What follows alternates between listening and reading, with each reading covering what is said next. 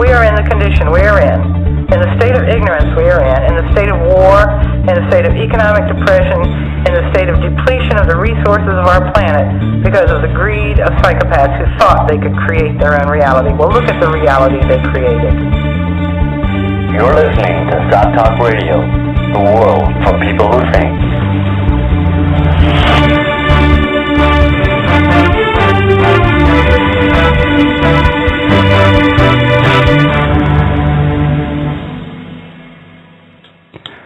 Hello and welcome to all our listeners. This is Sott Talk Radio.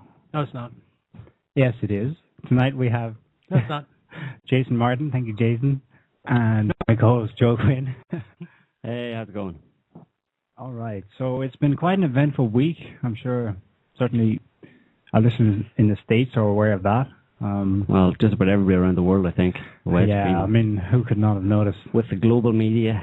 What happened? And the power and the reach that it has. Well, Jason isn't up to speed on it, but there's been a few things have happened this past week, Jason, of note. Really? Yeah. Yeah, well, tax day. Did you pay your taxes?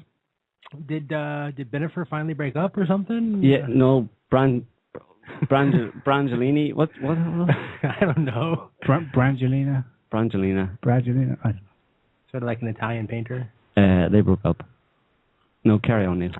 Well, okay, we're all aware, of course, of the Boston Marathon bombings. It's strange,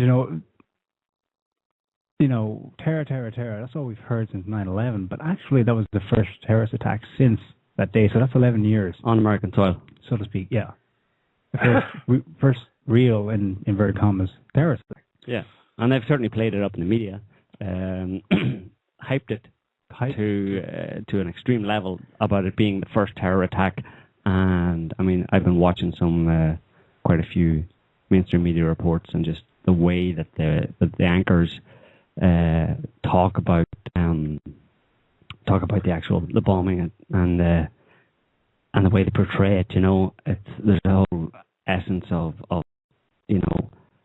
secure beneath the watchful eyes, and you all can sleep better tonight. You all can sleep safe tonight now that our authorities have taken care of the situation. Anchors have been saying some really cheesy crass stuff like that. That really makes you cringe. And plays it up. When in fact, given the state of the world today, it was a relatively small event. It was terrible because it was Americans. There's a sense that it was more terrible because it was a bombing in America than anywhere else. That white people count more than brown people. Love your mic there, Jay. Love my mic? Loving it means... Yeah. Yeah. Licking it. Okay. Go ahead. Yeah. Everybody knows what? Well, everyone knows that, white life is more important than brown life, Yeah, but that's the American philosophy, Oh, but it isn't, right? One God, one nation equal under God. Have you ever met a white person? Have you ever met white people in general? I mean, white Americans and middle-class Americans, they are terrible. They're just sanctimonious. There's like this whole thing of millions of people die constantly from things that are preventable, and yet nobody sheds a tear, unless, of course, they're white and middle class, and and killed in suspicious circumstances, and circumstances that normally you wouldn't. Normally, when you're walking down the streets of Boston, you don't think about encountering some sort of anti-personnel bomb, Yeah, exactly. So it's the shock value. It's the way that Americans have been kind of sheltered and isolated from any idea of it's always over there and it's us doing it to them because we're the good guys, they're the bad guys. It never happens here. It should never happen here. If it happens here, it's an outrage. It's a travesty. It just shouldn't happen to Americans, and that's why it's hyped up. That's the whole thing. It shouldn't happen to white Americans, type of thing. Because you got to remember, the U.S. is not all that safe and not all that good. Yeah. The poorer communities of America deal with violent deaths and various different things, shootings, drive-bys, the drug war, quote unquote, war on drugs. So again, this whole thing about this doesn't happen in America. It's normally bombs don't go off in America, but lots of people die for reasons that they shouldn't. Yeah, there's lots of senseless deaths. There's lots of senseless death in America. And indiscriminate. Yeah, indiscriminately. So we're dealing with the same case here in the Boston Marathon bombings. What is the difference then? It must be the way that it was portrayed in the media. Because if the media portrayed other indiscriminate killings in the U.S. that happen pretty much every day in the same way. Right. Well, they couldn't really, I suppose, because I mean, they could if they had a track record of doing it, but they don't have a track record of doing it. They just don't report on it. 4 or 5 people get shot in a drive-by shooting or something like that. That's more people than were killed. Yeah. In the Boston bombing, but it's not hyped up. It's not an affront to our democratic values. It's just life in America. But the Boston bombing is an affront to our democratic values, and it's an attack on every American. Well, it's a very auspicious place for it to take place. Like I was talking to Neil at one point that, the Northeast of America is kind of like the rich America. It's the original kind of like, colonies type of thing. It's sort of the seat of rich upper middle class republicanism, or what passes for it these days.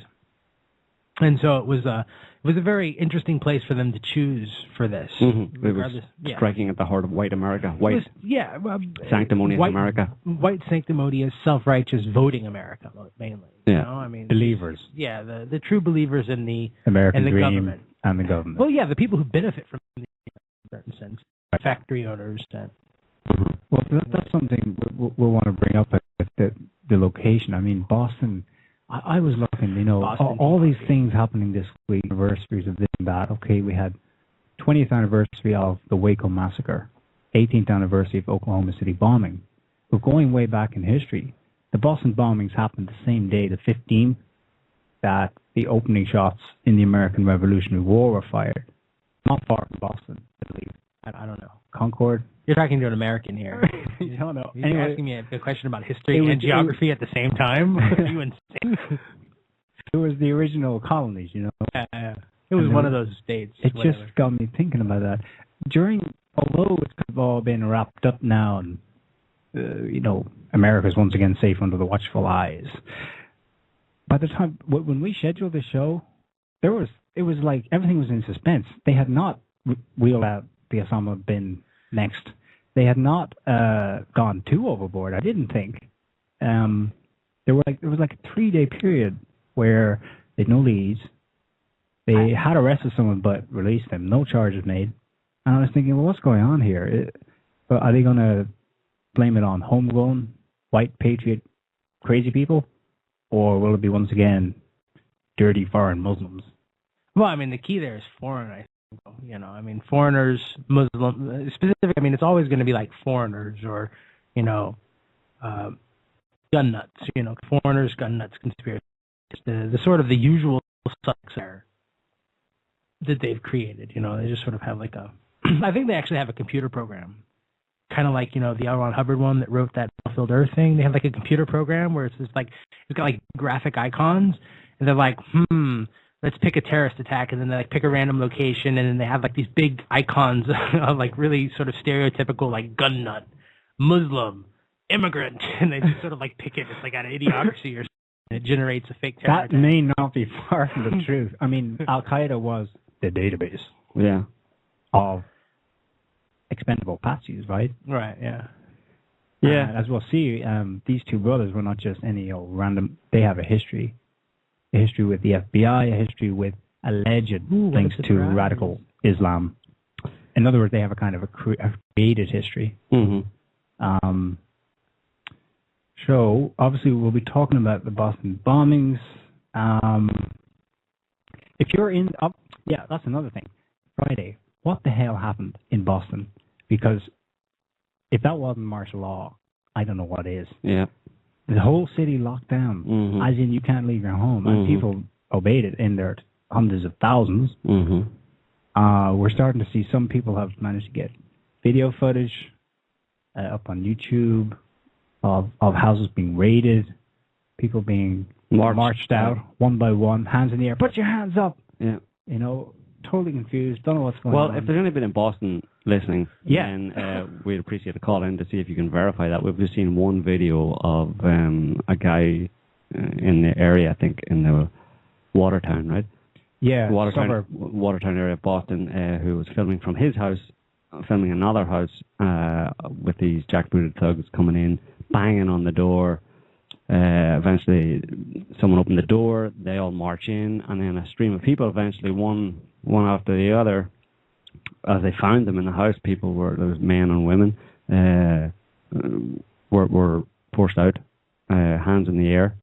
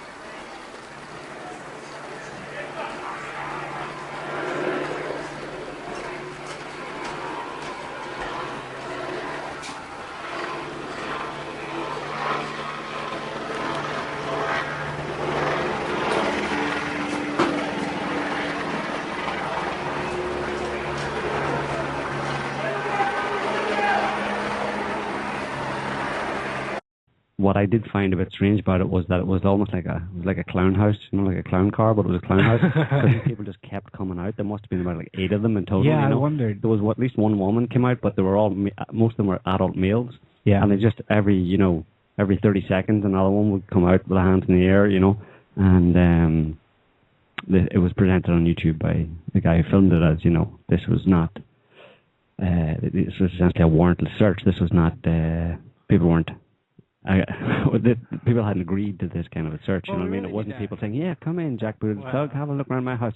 So I don't know if that happened in a lot of houses or whether they were more polite with other houses. Maybe that was a drug house or something like that. Who knows? I don't know. But probably not in Boston, right? In that area of Boston, so it's all pretty affluent. The days of warrants are slowly are quickly going away. Not slowly, quickly. The days of warrants and legal search. Well, they're gone already. Yeah, it's pretty much gone. Yeah. So, but people welcomed it with open arms. Really, I think. Because it wasn't sense, hurting or happening to them. Those type of people who accept that kind of stuff. It's because, in a certain sense, they probably don't have anything in their lives that any other person would be interested in, like for good or bad. So. They don't care. No one's ever going to raid their house and kill them because they're not doing anything worthy of that. Anything, They're living. They're not a communist, homosexual, or something like that. So or they're living completely mediocre middle class lives of quiet desperation. Yeah. Yeah, this was like terror-attainment. Yeah, and something happened. Cool, dude. Check this out.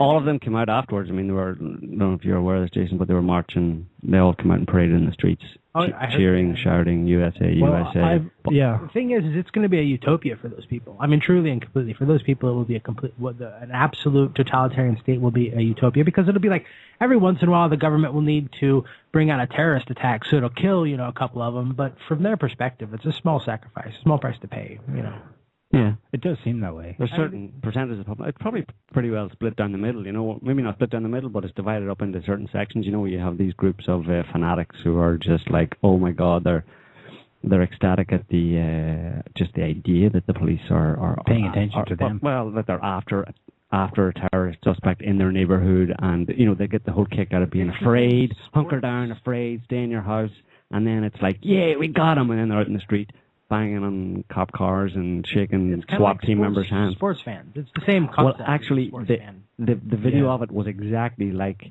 the videos you see of people whose team has won a major competition or something. They're out. The American team, Boom. Yeah. And it was scary, but I'm sure there were other people who were a bit disturbed by the whole thing. Yeah, but I mean, they're not going to say anything. And aren't going to do backflips afterwards, you know what I mean? But if you were in the area, call us, send us a comment, let us know. Yeah, share your thoughts there. Or if you know anybody in the area, if you have any reports, you don't necessarily have to live there.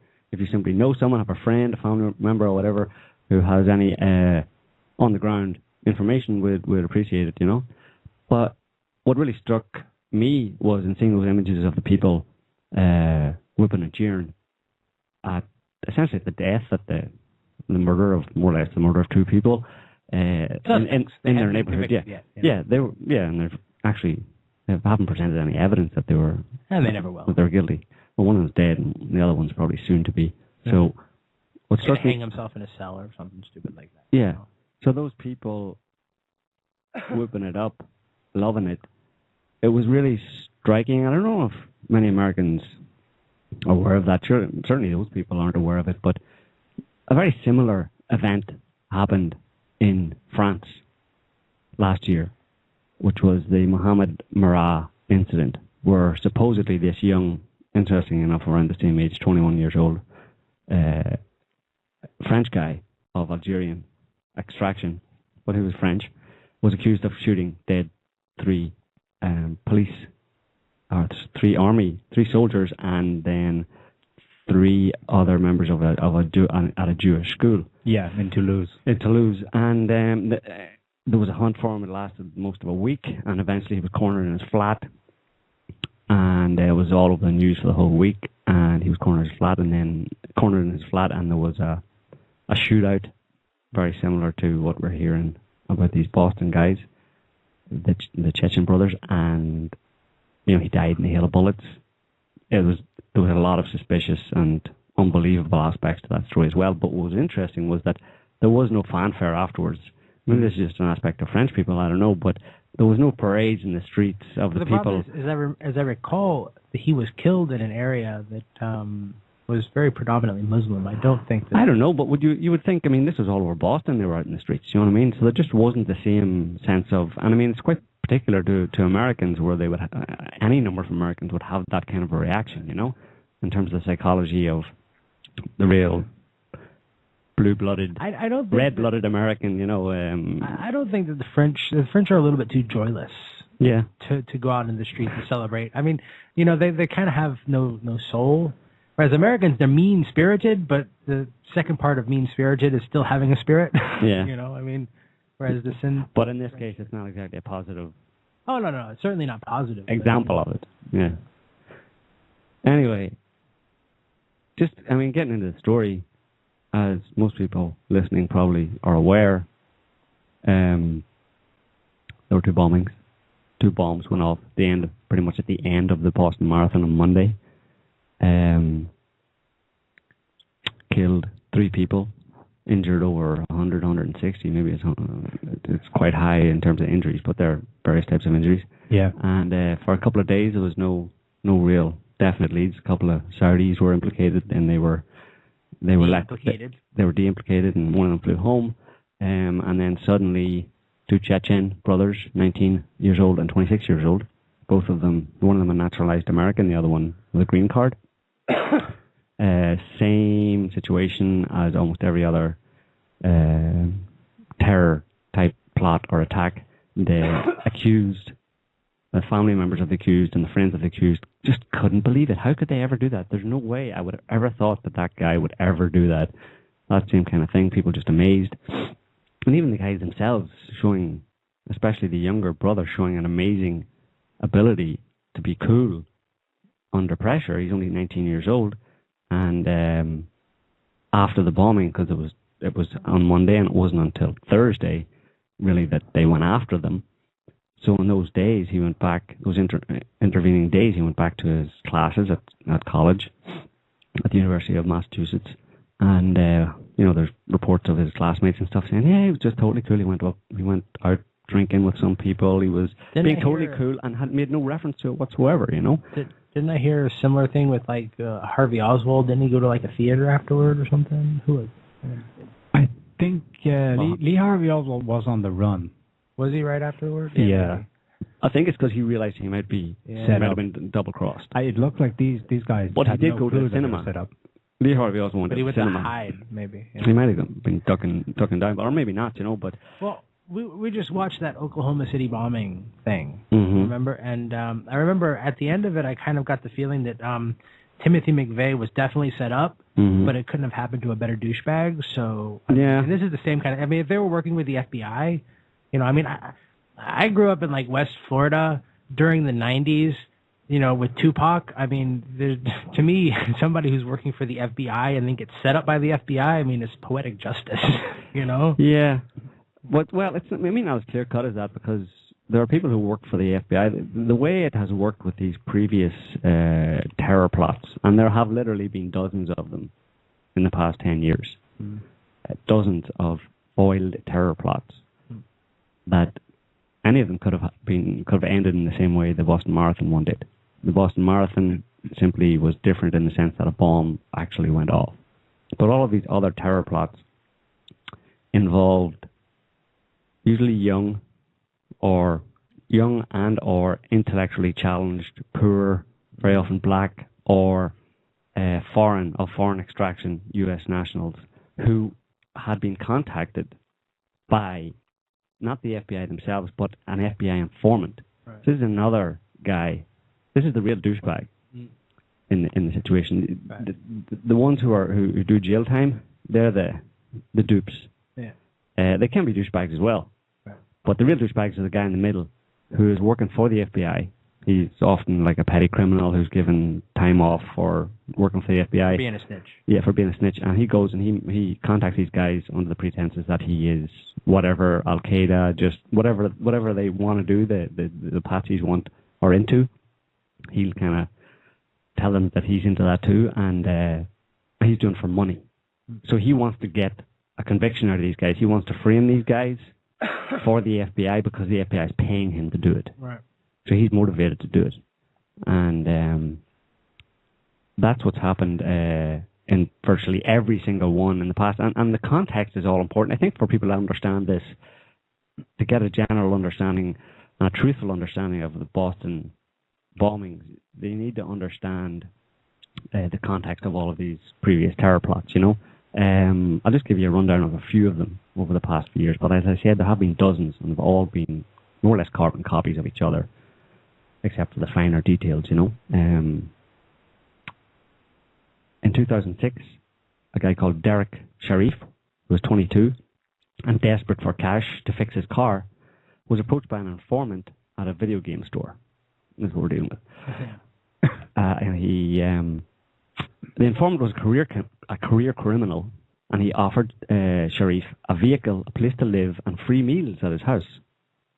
And it was the day before Ramadan, and Sharif, who'd been on the outs with his family since converting to Islam at age 15, saw the offer as an act of God.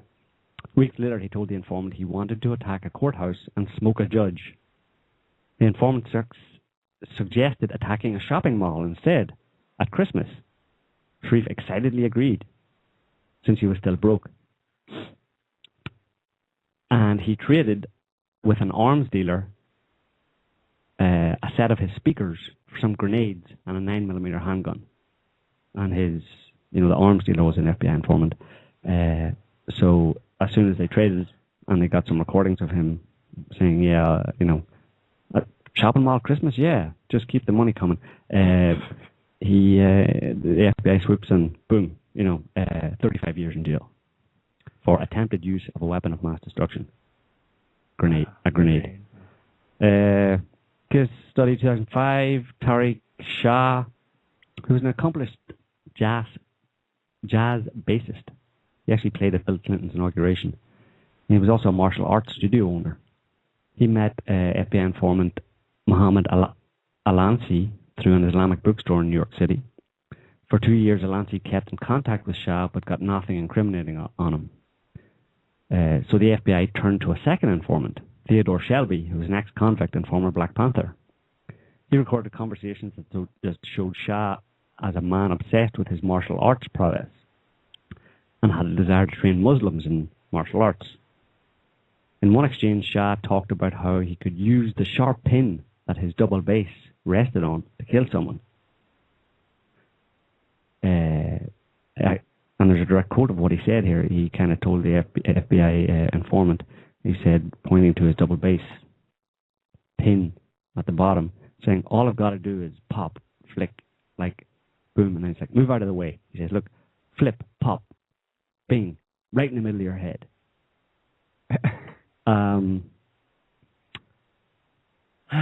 Eventually, Shelby introduced him, this is the FBI informant, introduced him to an Arabic-speaking FBI agent who led Shah and a friend in an oath to Al-Qaeda.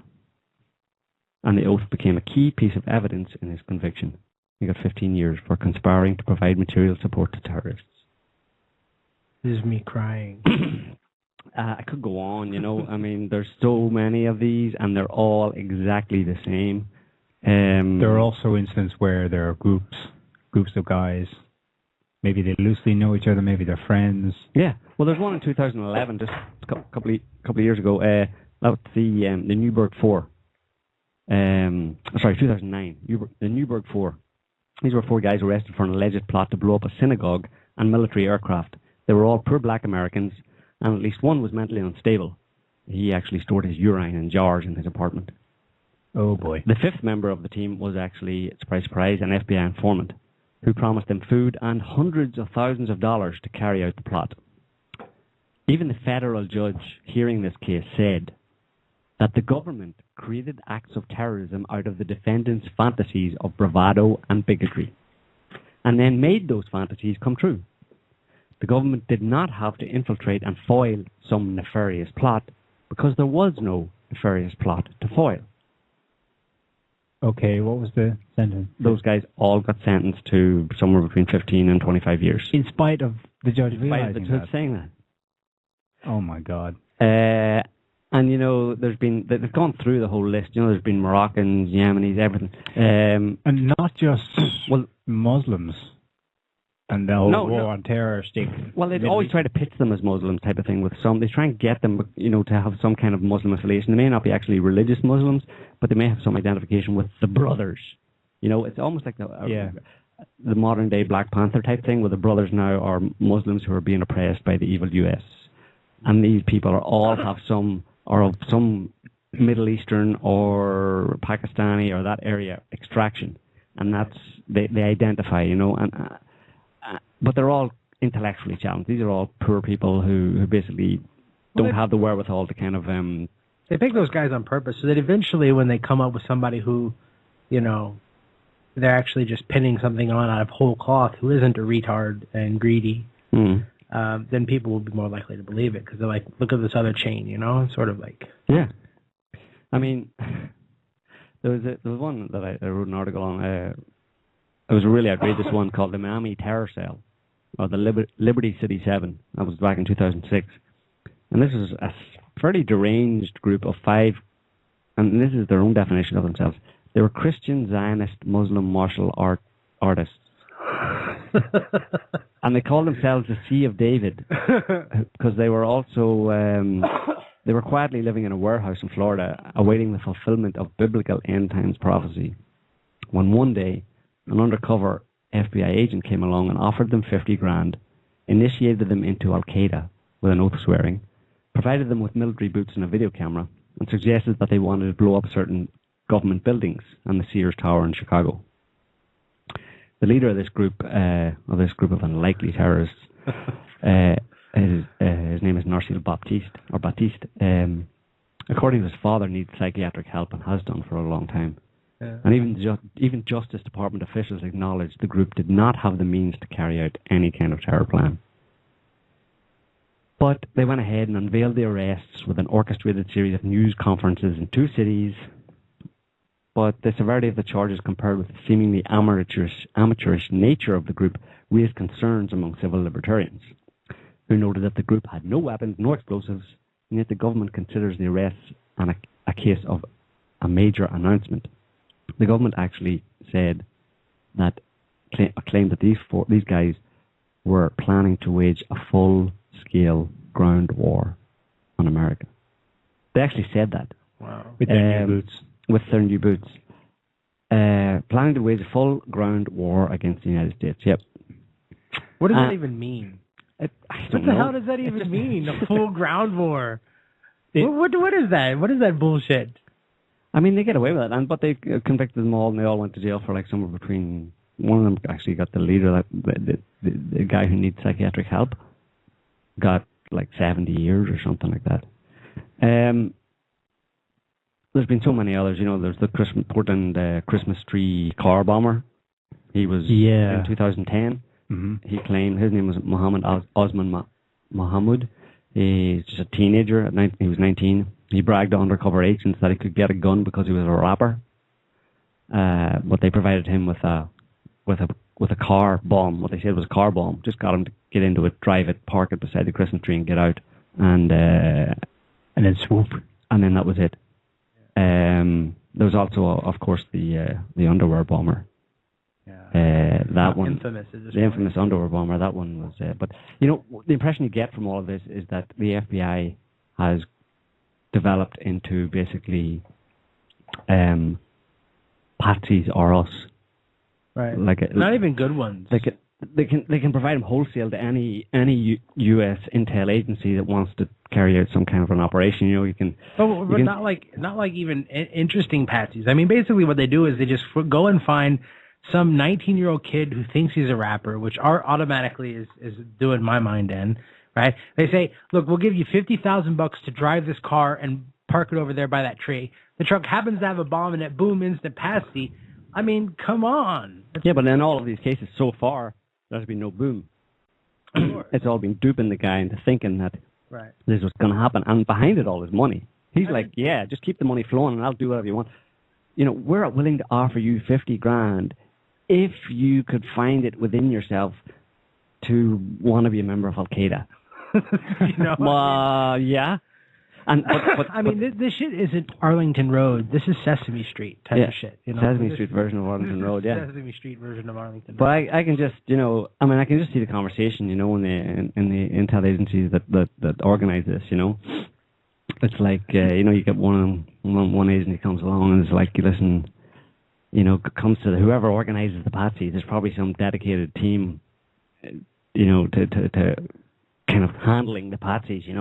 So the other branch comes in and says, listen, need a couple of patsies here. What can you do for me? You know what I mean?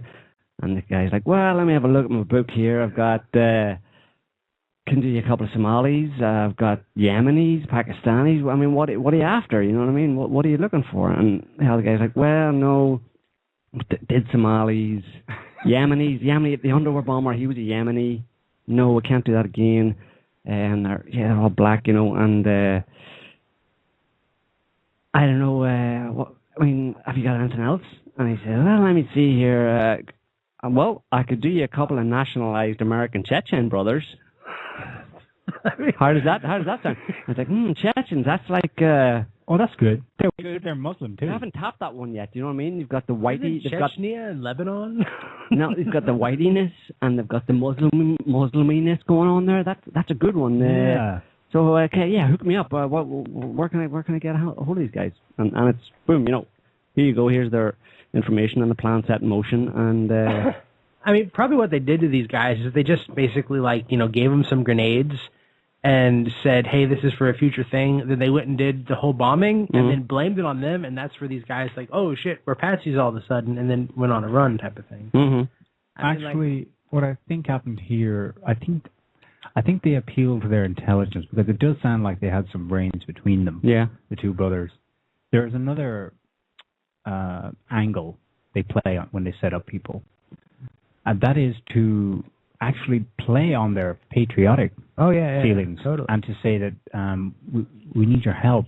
This is because the case with we want to test the strength of our enforcement response to a drill emergency. Can you make sure you're on that street corner wearing this backpack and put that black cap on?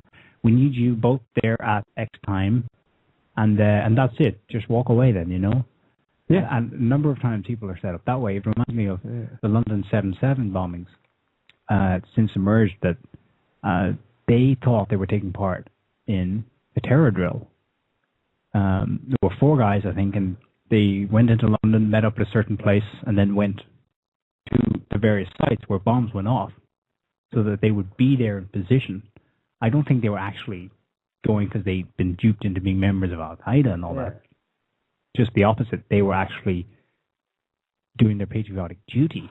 Yeah, well, there's the patriotic duty aspect to it, as in, but that's fairly benign in the sense of, they set up these drills, terrorism drills, whatever. People are convinced that there's a threat to the country, a nebulous threat, ill-defined threat to the country from some kind of terrorism. So our security personnel need to be well trained in it. So, a major event, for example, will be attractive to terrorists. So let's say we organise a drill at the Boston Marathon.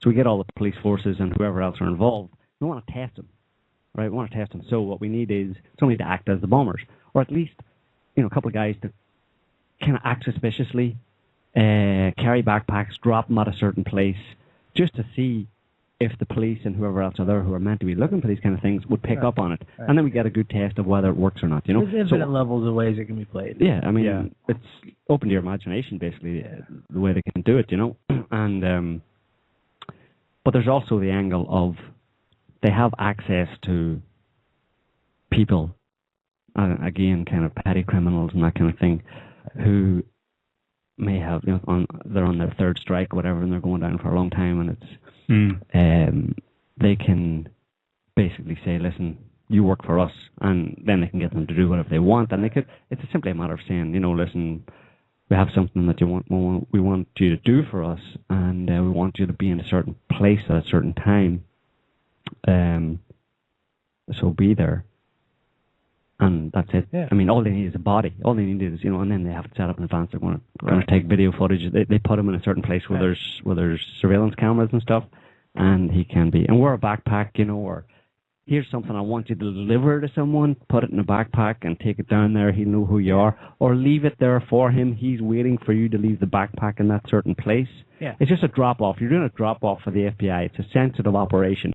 We need somebody of your kind of status, caliber to carry this out, And it's like people imagine that there has to be some sort of really grand conspiracy to pull something like this off, but it really probably only takes about 2 to 3 people. Yeah. Inside of like the FBI or the CIA or something like that. One person to have access to some records to find where they can get their stool pigeon, fixes up a backpack, say be there on this corner, take this backpack, drop it off in front of the door, and then he just pushes the button in there. You got a terrorist attack from like 2 people. These guys. There's no need for a giant conspiracy. I suspect that there are more than just a couple of people involved, but there are probably only a couple who know that this time, whatever check is normally in place to make sure it is just a crappy foiled, another terror plot, sort of take their foot off this pedal and lets it through. You know what I mean? So there are still the same kinds of numbers involved, but most of them, as far as they're concerned, is just going to be another practice run or another foiled terror plot that they'll benefit from.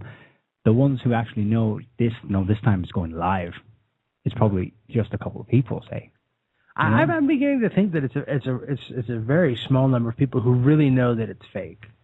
I think that there's a large number of people who get the heads up that something might go down, and so they're ready to jump on it. But I don't think they have the information that they're faking terrorism.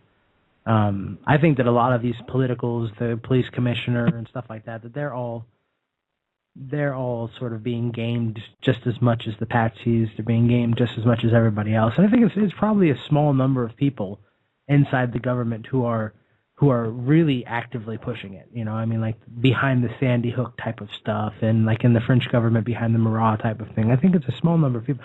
And I'm not saying that makes governments in any way innocent or less bad. In fact, it probably makes them even a little bit worse, in my opinion. But for other people, they might think that I'm saying that, oh, it's just a couple of bad people. It's a couple of bad people in the midst of like a giant pool of sewage, which is like the political environment. And, you know, I mean, just because, you know, Obama isn't in there in the drawing room planning the terror attacks himself is not in any way making him, you know, smelling like a rose from all the other shit that he does. Yeah. But I doubt that Obama is like, oh, we need a fake terrorist attack. No, but he doesn't have a security clearance to.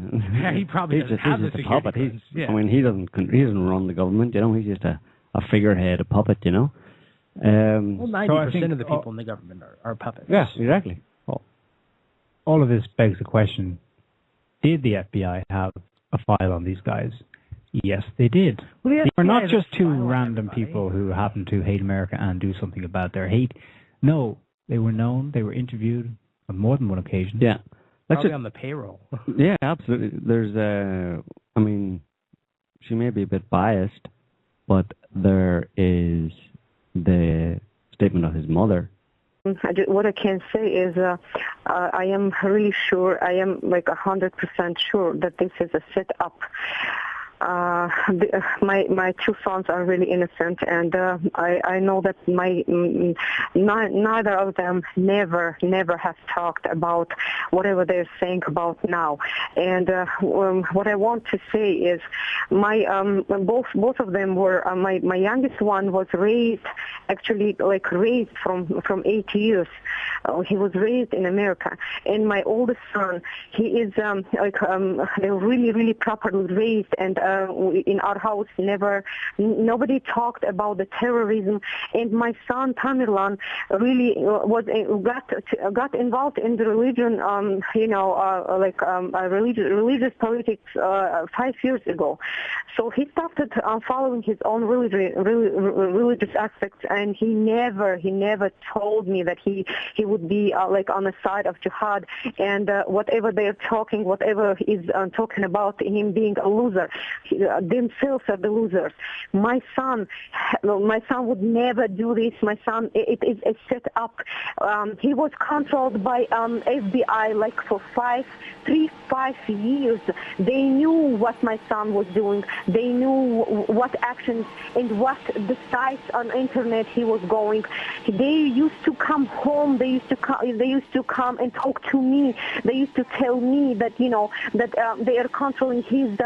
They were telling me that he's a really a serious leader, and they are afraid of him. They told me that whatever computer site or whatever is there, whatever information he's getting, they are controlling him. So how could this happen? How could they? They were controlling every step of him, and they are telling today that this is a terrorist act. Never ever. This is not true. My two sons are innocent. I do take in what you're saying. I do take in what you're saying there, but I have to put to you, how can you explain the violent chase your sons were involved in early this morning, the use of explosives and the use of firearms? I'm sorry?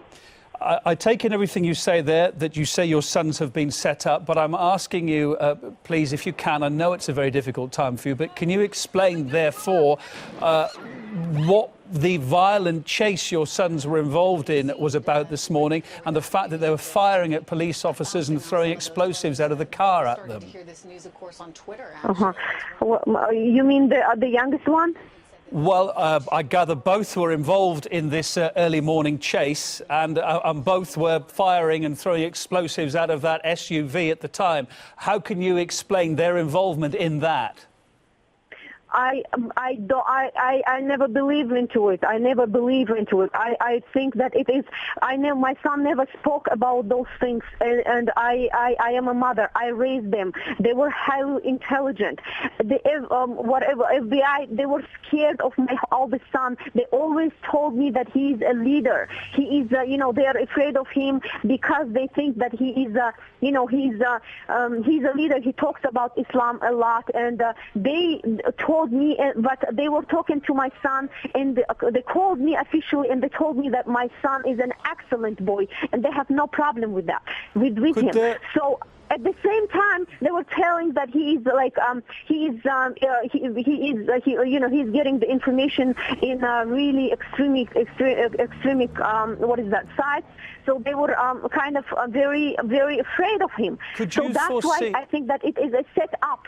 Could you foresee any chance at all that maybe, and I know this must be very hard to take in as a parent, especially as a mother of your two sons, but there could have been a side to them that maybe you just didn't know, that they didn't let you in on? My oldest son, who used to tell me everything, every day, every second day, my son used to call me and ask me, "How are you, Mama?" Both of them, "Mama, we love you. Mama, how are you? We miss you." It's impossible for both of them to do such things. So I'm really telling that this is a setup. My son would tell me. My son never would keep it in secret. So I would know, whoever would be knowing that if there is anyone who would know, it would be me, mother. He would never hide it from me. He would tell me that, but never ever even a word.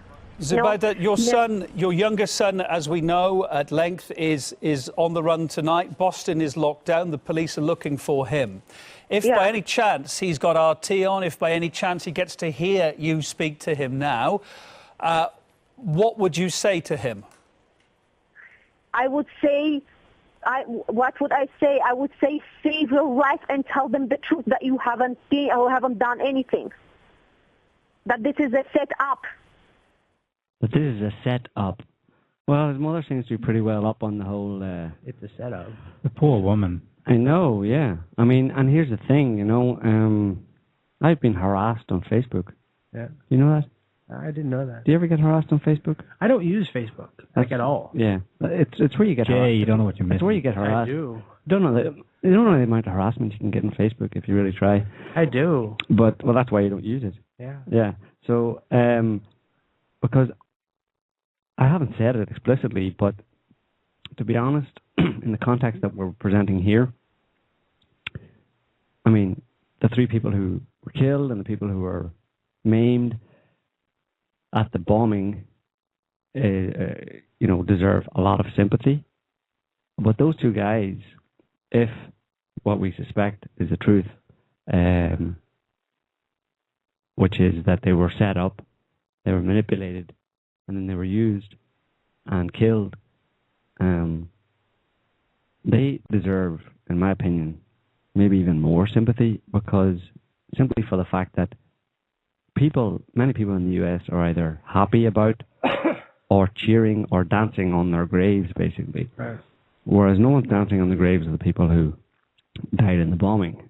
And the people who died in the bombing were kind of indiscriminate victims in a way. There was no deliberate intent to kill those specific people. Whereas there was a deliberate intent to kill these 2 guys. Right. They were targeted and murdered specifically, and then their deaths were cheered by the entire nation. So they were lynched. So in the sense of having sympathy for someone, well, here's the thing. My sympathy extends as much to them. Absolutely. I mean, I have a kind of a weird perspective on a certain thing. I understand, I believe, in the death penalty and things like this. I agree with those things. I think that there are certain instances where, somebody's got to die, I mean, if someone said, hey, today we're going to execute Ted Bundy, I'd be like, well, it's probably a good idea.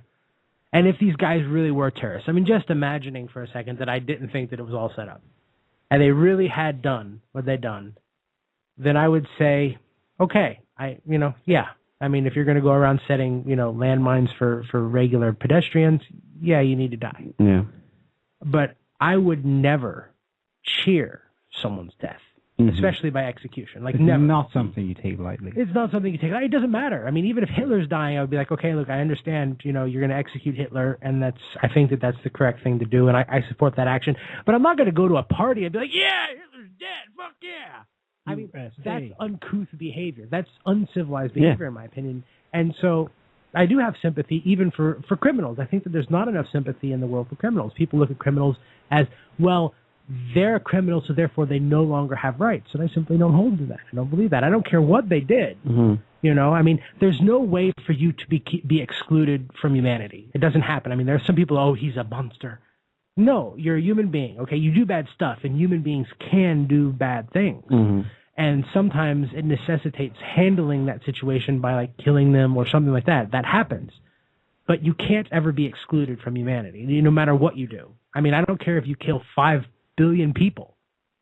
You know, you're still a human being. You still should be subject to laws and subject to the judgment and due process of the people, that you have that right. And, you know, no cruel and unusual punishments, nothing like that. You decide, the judge and the people and jury says, okay, we've decided that this person has to die, they can't live in society anymore. You do it with, you know, with honor in a certain sense. And people who cheered and jeered and set up party for that, those people are disgusting. At least uncivilized, yeah. Well, I wonder. But that also doesn't exclude them from humanity, unfortunately. Yeah, we talked a few shows back about due process. Right. And effectively its removal. Right. From the Constitution. Well, from the American what's called it's a way of life. No, it was the NDAA, which effectively removes the right to due process for American citizens. I wonder, you know, this is like the next step, you know. I mean, these two guys, okay, it's easy to cast them as foreigners or immigrants when it suits them. But I was thinking about it. They're as American can be. Yeah. They moved to the country. They love the place. They love the way of life. They went there because they couldn't get a half-decent life back in Chechnya, unsurprisingly. And so there they are. They're living a good life. So they believe, of course. Well, and, you know, they're as American as can be. Most Americans are from somewhere else. What is America but a country of immigrants, you know? Well, yeah, I mean, but that's... they're one of you. That kind of argument is just like, it's so mind-boggling to me because they talk about, like, American rights, and it's like, screw American rights, man. It's a human right. You know? I mean, in my opinion, like, the American Constitution should apply to everybody. If it were exactly, or the American Bill of Rights and stuff like that, those are supposed to be like human rights, you know? It doesn't matter who you are or where you're from. You know, if you're an American, you're supposed to. I mean, this is the idealized version of what an American does. An American treats everybody like an American. You have the right to say what you want. You have all the right to a free association, all these different things. And those apply to everyone because everyone's an American. Because as an American, that's your philosophy. I mean, the whole idea that there are other countries, really, we don't get it. Every country, you know, it's kind of like that, you know, thing from Full Metal Jacket, you know. Inside of everybody is an American just waiting to get out type of thing, you know. We got a call here. Let's see who we have on the line. Hi, caller. What's your name and where are you calling from? Hi, this is Corey. I'm calling from the Midwest. Hey, Corey. Here in America. Hey, not much. I just wanted to call and say thank you for maintaining a voice of sanity during this crazy lynching that's going on right now. It's really beyond me how basically what happens, it looks like these FBI informants just kind of go through their email RSS feeds and look up and see who has been looking at the wrong websites, and then they go track them down, pick them out, and then just go ahead and set up a public lynching with the main distinction and nowadays that rather than we cheer on the slavery of others, we are basically just cheering at our own slavery. And so I was just wondering what you think about that sort of that analogy and how it fits our modern times. Well, do you know where the origin of the word scapegoat? You know, remember from Greek society, they would sort of blame all the sins of the city on a single person who wasn't actually guilty of it, and then they would do whatever it is that they did, some sort of bacchanal thing where they chase them out of town or kill them or all kinds of different stories. Who knows if it's all true? But the whole idea was basically to expunge the sins of a city or a grouping of people. They would pick somebody, even somewhat at random, and basically punish them for the sins of everybody else. And that's kind of like where this whole concept of scapegoating is. And this practice has continued on into today. And people don't think about it in those terms because we don't have a formalized ritual that everyone is privy to. But in a certain sense, basically what happened is this is just scapegoating. 9/11 was just kind of scapegoating. All of this stuff is scapegoating.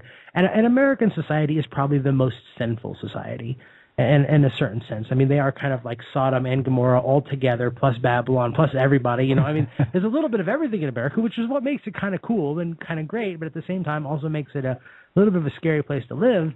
And so, I mean, I kind of wonder if there's an almost twisted religious nature behind what's kind of happened, you know, in the subconscious of people, of trying to, you know, just basically expunging all of the sin, trying to work this old magic to save. Yeah. Oh, So I totally see where you're coming from, because right now, with the way things are going, it really does seem like our religion is murder. And I mean, like I was saying about slavery, our freedom is to be as depraved as we want to.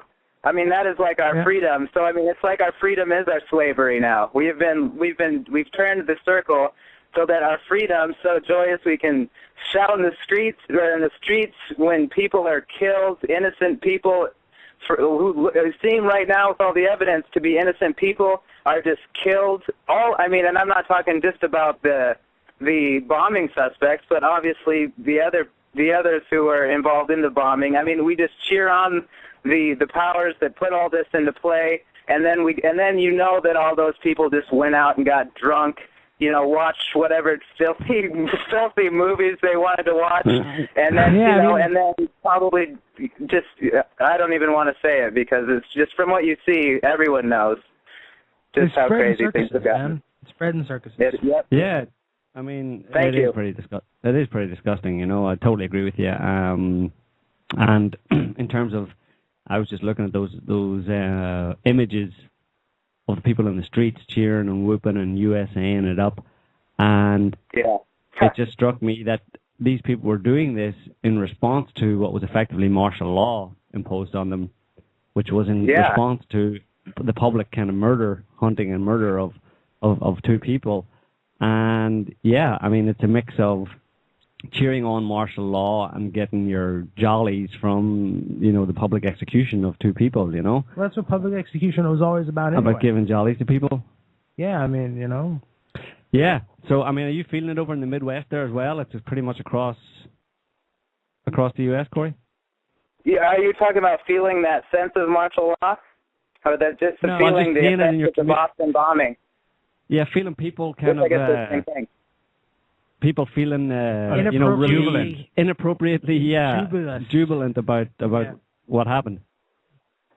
No, you know, in our sleepy little city, people don't talk about that kind of stuff. We have been fortunate enough to have been sheltered from a lot of the economic deprivation. You know, the foreclosure crisis never hit, so people aren't suffering enough to probably really even be paying attention to these kinds of things. Most people around here are still focused on how do we help one another kind of come together just in case something bad does happen. But from what I see, you know, it's a lot of there's still a lot of complacency just like everywhere else, but no one's even really talking about it for not at all really.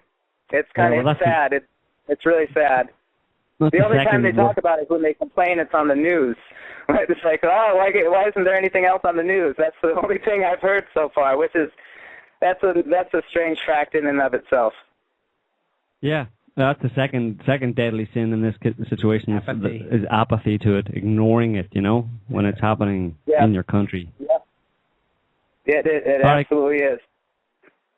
Okay, Corey, thanks for your call. I just wanted to say thank you again because what you're doing is really a priceless service. Thank you for your great work. I enjoy listening to it. Thank you. All right. Thank you for calling, man. Take care, Corey. Yeah, we're getting some messages here about my repeated comment about the murder of two people. and that one of them is still alive. As far as I'm concerned in this context, the younger brother, who's just a kid, will not be speaking to anybody and will not survive. He will rarely. I mean, he may not be dead right now, but he's as good as dead. Well, when I say the execution of two people, that's pretty much what happened, because there's a break-in kind of story as well. That, well, just in the context of what happened with him, he held up on a boat right for a whole day. He was supposed to be on the run. The whole story is ridiculous. You had, up to 10,000. Like a bad movie plot. You had up to 10,000 armored personnel in a relatively small suburban area. Couldn't find this one guy. They had infrared cameras on helicopters, all sorts of stuff. And they supposedly couldn't find him for the whole day, and eventually found him in someone's boat in a backyard that was covered with a tarp. And they claimed that he had been injured. He was lying in the boat injured, and he had lost a lot of blood by the time that he was found. But they got this remote control device in to rip the tarp off the boat. Jesus Christ. And they threw a flashbang grenade in a relatively small boat where he was in.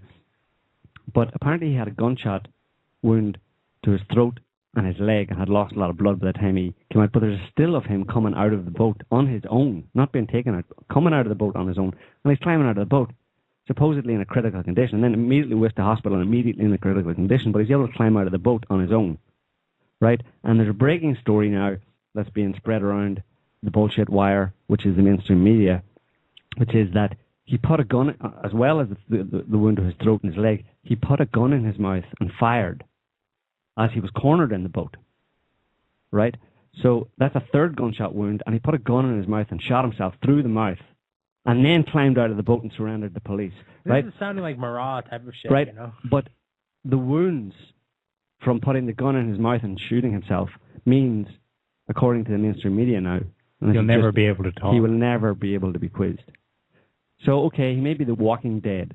I take back my comment that he was executed. He's just been basically, taken out in another way. He may still have a heartbeat, but he's as good as dead. Yeah, but, even if they put him in a hole for the next 60, 70 years, somebody who's in prison for life has been executed from a certain perspective. Yeah, they're dead, they don't have a life anymore. Their life has been taken away, so. Yeah. It's like the guy. So there's that ridiculous scenario around a younger brother. And the night before, so he was caught at about 7:30 in the evening, eventually, when they got to him, and he's been hiding out in this suburb all day, bleeding all day, but he's able to climb out of the boat. And then they find him, take him away, and he's not going to speak now, all that kind of stuff. So that's all just highly suspicious and just does not make any sense whatsoever. Sounds like a load of bullshit made up. The older brother, who was caught the night before, late Thursday night, yeah. In the early hours of the morning, I think maybe 12 o'clock, 1 o'clock in the morning on Friday morning. Yeah. He supposedly walked down the street, kind of John Wayne style, shooting at the cops after this car chase, got out of the car, walked down the street, was shooting at them, and then ran out of bullets. And they were exchanging fire. There's one report from a policeman, from the police chief, Boston police chief, said that he was walking down the street, got out of the car, walked down the street, guns blaring type thing, like Marat, right? Walking down the street until he ran out of bullets, and he was exchanging fire with one of the officers, one of the Boston Police Chief's officers, from a distance of 5 to 10 feet. That's not much further than from me to you, and they were blamming away at each other, right? Then he runs out of bullets, nothing happens, nobody gets killed. So then another officer comes in when he runs out of bullets and tackles him to the ground, right?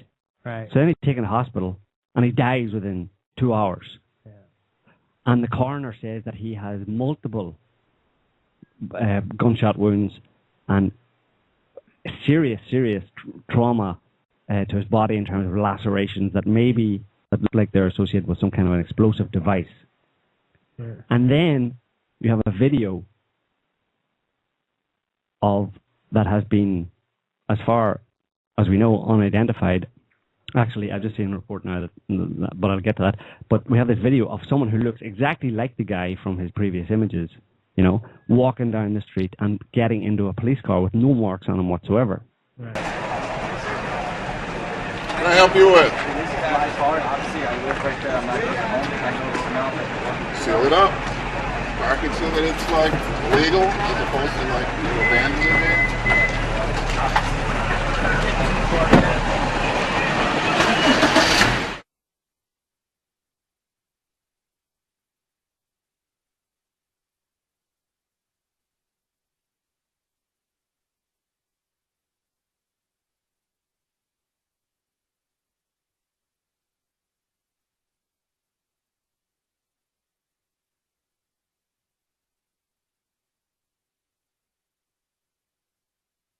Now they put out that this naked man that was seen, who looks exactly like the older brother, was not a suspect in the Boston bombings. Uh-huh. So they're covering their tracks all the way along here. They just perp walk some naked dude down the street for no reason? Yeah. Okay. But when that was first aired and went, viral, that was the crowning moment. That was like the moment that the manhunt was successful, and we won. That's when all the jubilation started. Right. I think. No. It was the next day when they got the other guy, because he was hiding out in the suburbs. Okay. And was a dire threat to a 19-year-old pot-smoking kid who just wanted to get rich, as his tweet said, and wanted money and parties and get stuff rich like that. Die trying. Yeah, and smoke pot a lot. Who was hiding out was this terrible threat to this entire suburb or entire city of Boston, because the whole place was locked down and 10,000 people couldn't find him. And then they all, wet their pants because they found him. And what happened was that both of these people were executed or were abused and have been rendered. One of them has been murdered and the other one has been rendered a vegetable. Basically a vegetable by the police. And both of them were set up and both of them were patsies, and it's all a massive farce. And American people are cheering it on or just ignoring it, and it will be unto their own destruction. Because when you accept that kind of bullshit from the authorities, who try to scare you, terrorize you into accepting, into bowing down and kissing the feet of authority, and it's basically a police state that they're trying to put in place through this process. What do you expect to happen? Where do you think it's going to go? Is it just for fun? They're doing this just for fun. This is basically a psychopathic ideology. Essentially, it's just craving power and control over people as a means. As an end in itself. Right. It is the end. Control and authority and ruling it over people, lording it over people and squeezing them and controlling them. And ultimately, a lot of psychopaths enjoy killing people as well, just so you know. Right. They enjoy killing you. And it doesn't matter. They don't care. Black skin, dark skin, Americans, whatever. They'll enjoy killing anybody on the same basis. And people who don't understand this, because they say, well, look, but when these guys get up on TV and express themselves, they're so charming, and I mean they say all the right words, and they don't look like the kind of people who do that. You're describing a monster.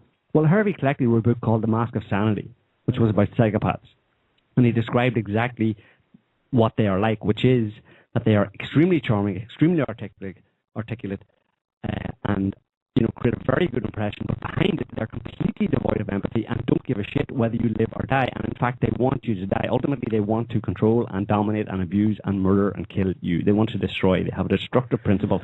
And this is the people who are in positions of power. So all you have to do, American people and the people of the world, is grok the fact that you cannot judge a freaking book by its cover. These people who look charming and appear charming and say all the right words, look at their deeds. Obama, whoever you want to pick out amongst your authorities, these are the people who are all very charming and articulate and stuff, but they're sending drones every day around the world to kill people they know are innocent. They lied to you deliberately and constantly. Everybody knows this, right? They lied to you about the Iraq War. They deliberately invaded another country, and you think they don't know, or they didn't know, that when they launched a war against Iraq, it wasn't a war, it was an invasion.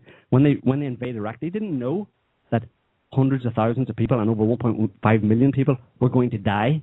And they did it for no good reason. That's why they had to lie to you. But still you fall back on the idea that, but he's so charming. Well, just look at what he does. Forget about how charming or how nice his suit is or how well spoken he is, and look at what they have done. They have lied to you blatantly in an effort to get your support for them, to allow them to go and kill hundreds of thousands, millions of people because they enjoy it, and now they're doing it to you. Now they're setting you up for the same action, for the same treatment. So, you know, But there you go. In a certain sense, I think that there's a large percentage of the population that have a very strong submissive streak.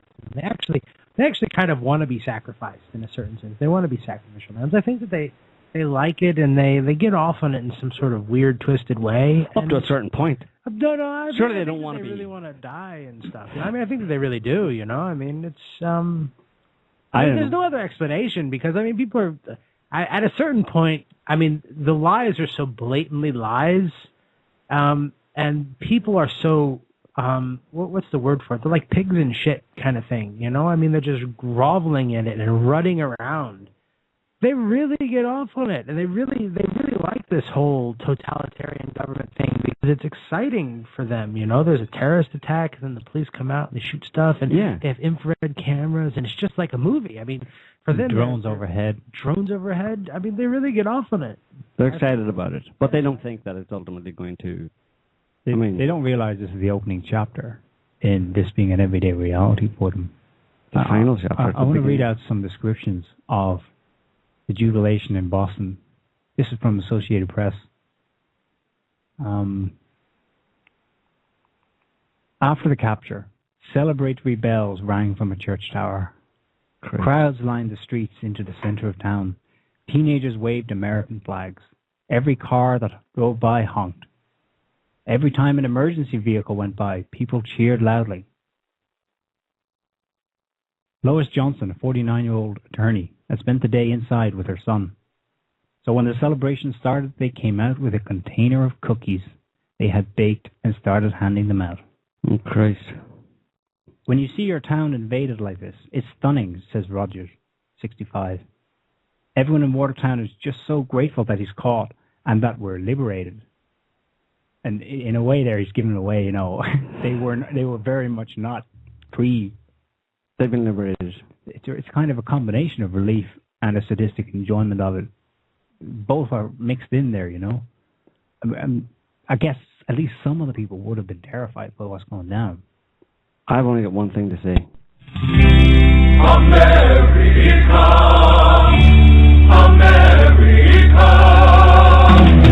America, fuck yeah, coming again to save the motherfucking day, yeah, America. Sorry about that. Well, that's appropriate because I don't know how that got in there. Hundreds of people marched down Commonwealth Avenue, chanting "USA, USA," and singing the Red Sox anthem, "Sweet Caroline." Oh my God! As they headed toward Boston Common, They just the police actually blocked traffic to make way for an impromptu parade. You just take it way too far. I mean, wow. Yeah, I don't know what to say about that kind of stuff. We live in a world gone mad, you know, or at least sections of it have gone really over the edge at this point. And it's terrible because I'm kind of conflicted, you know, because I know that a lot of ordinary people out there who might feel that kind of a jubilation, and it's a sense of relief after a fear and terror that was imposed on them, and suddenly they have this release of emotion because they were terrorized by their own government, basically, and so they want to let off a bit of steam and stuff. But seriously, there needs to be some thinking brought in here when those kind of emotions are involved. You need to bring your critical thinking capacities in, and because that's what's going to save you ultimately, because most people have the emotional age of a child, basically, and they're not going to be able to navigate this world very well in the state that it's in and the way that it's being ruled. They're not going to be able to navigate this world very well based on their emotional responses, because that is how people are being controlled. That is how the powers that be have understood is the best way to control people is through their emotions. And if your emotions are very juvenile, you're screwed, because you're just going to be like a Pavlovian dog, basically. It's just going to be push a button and you react. So if you cannot bring in any of your, and I mean, at least there's an opportunity for people to develop their intellectual capacities a little more than their emotional capacities. And that's your only potential safeguard against that, is to say, hang on a minute, let's think about this, you know? Am I getting the whole picture? What else is out there? I mean, it does not take much effort to there must be some things in your mind when you see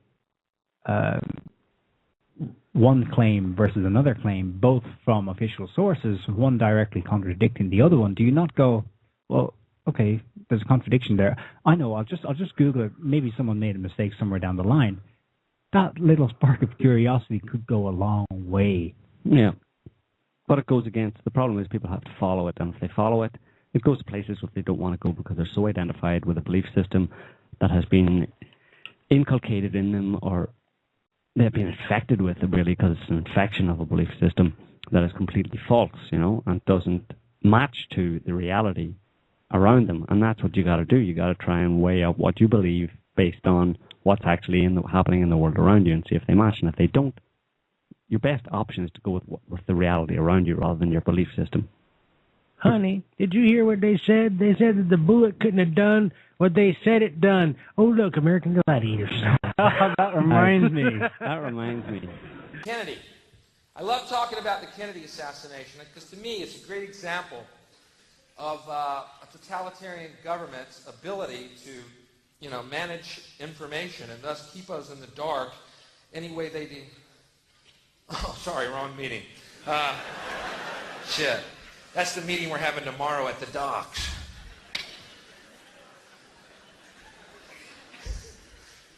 I love talking about Kennedy. I was just down in Dallas, Texas. You can go down there and to Dealey Plaza where Kennedy was assassinated. And you can actually go to the 6th floor of the School Book Depository. It's a museum called the Assassination Museum. I think named that after the assassination. I can't be too sure of the chronology here, but anyway, they have the window set up to look exactly like it did on that day, and it's really accurate, because Oswald's not in it. Yeah, so, wow. Painstaking accuracy, It's true. It's called a sniper's nest. It's glassed in. It's got the boxes sitting there. And you can't actually get to the window itself. And the reason they did that, of course, they didn't want thousands of American tourists getting there each year going, no fucking way! I can't even see the road! Shit, they're lying to us! Fuck! Where are they? There's no fucking way! Not unless Oswald was hanging by his toes, upside down from the ledge. Either that or some pigeons grabbed onto him, flew him over the motorcade. Surely someone would have seen that. There was rumors of anti-Castro pigeons seen drinking in bars. Someone overheard them saying, coo, coo.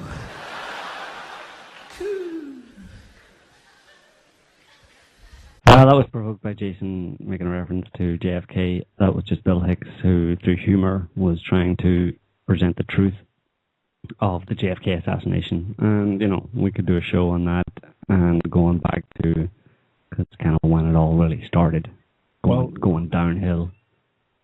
There's something he says. There's something he says at the end of that rant.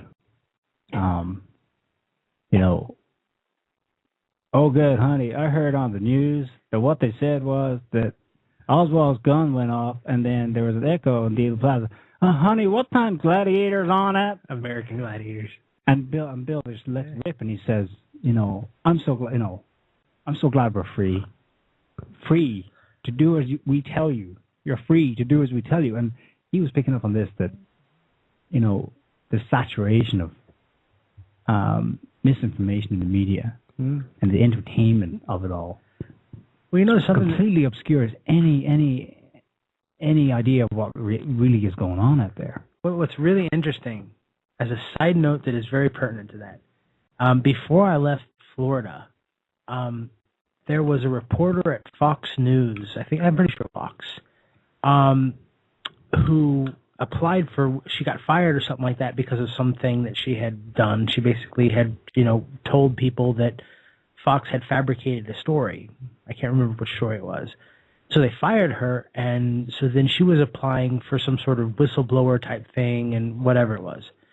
And she went to court with Fox News, and the judge basically said to her, he said, it's all fine and good, but news companies are not legally obligated to tell you the truth because technically they're entertainment companies.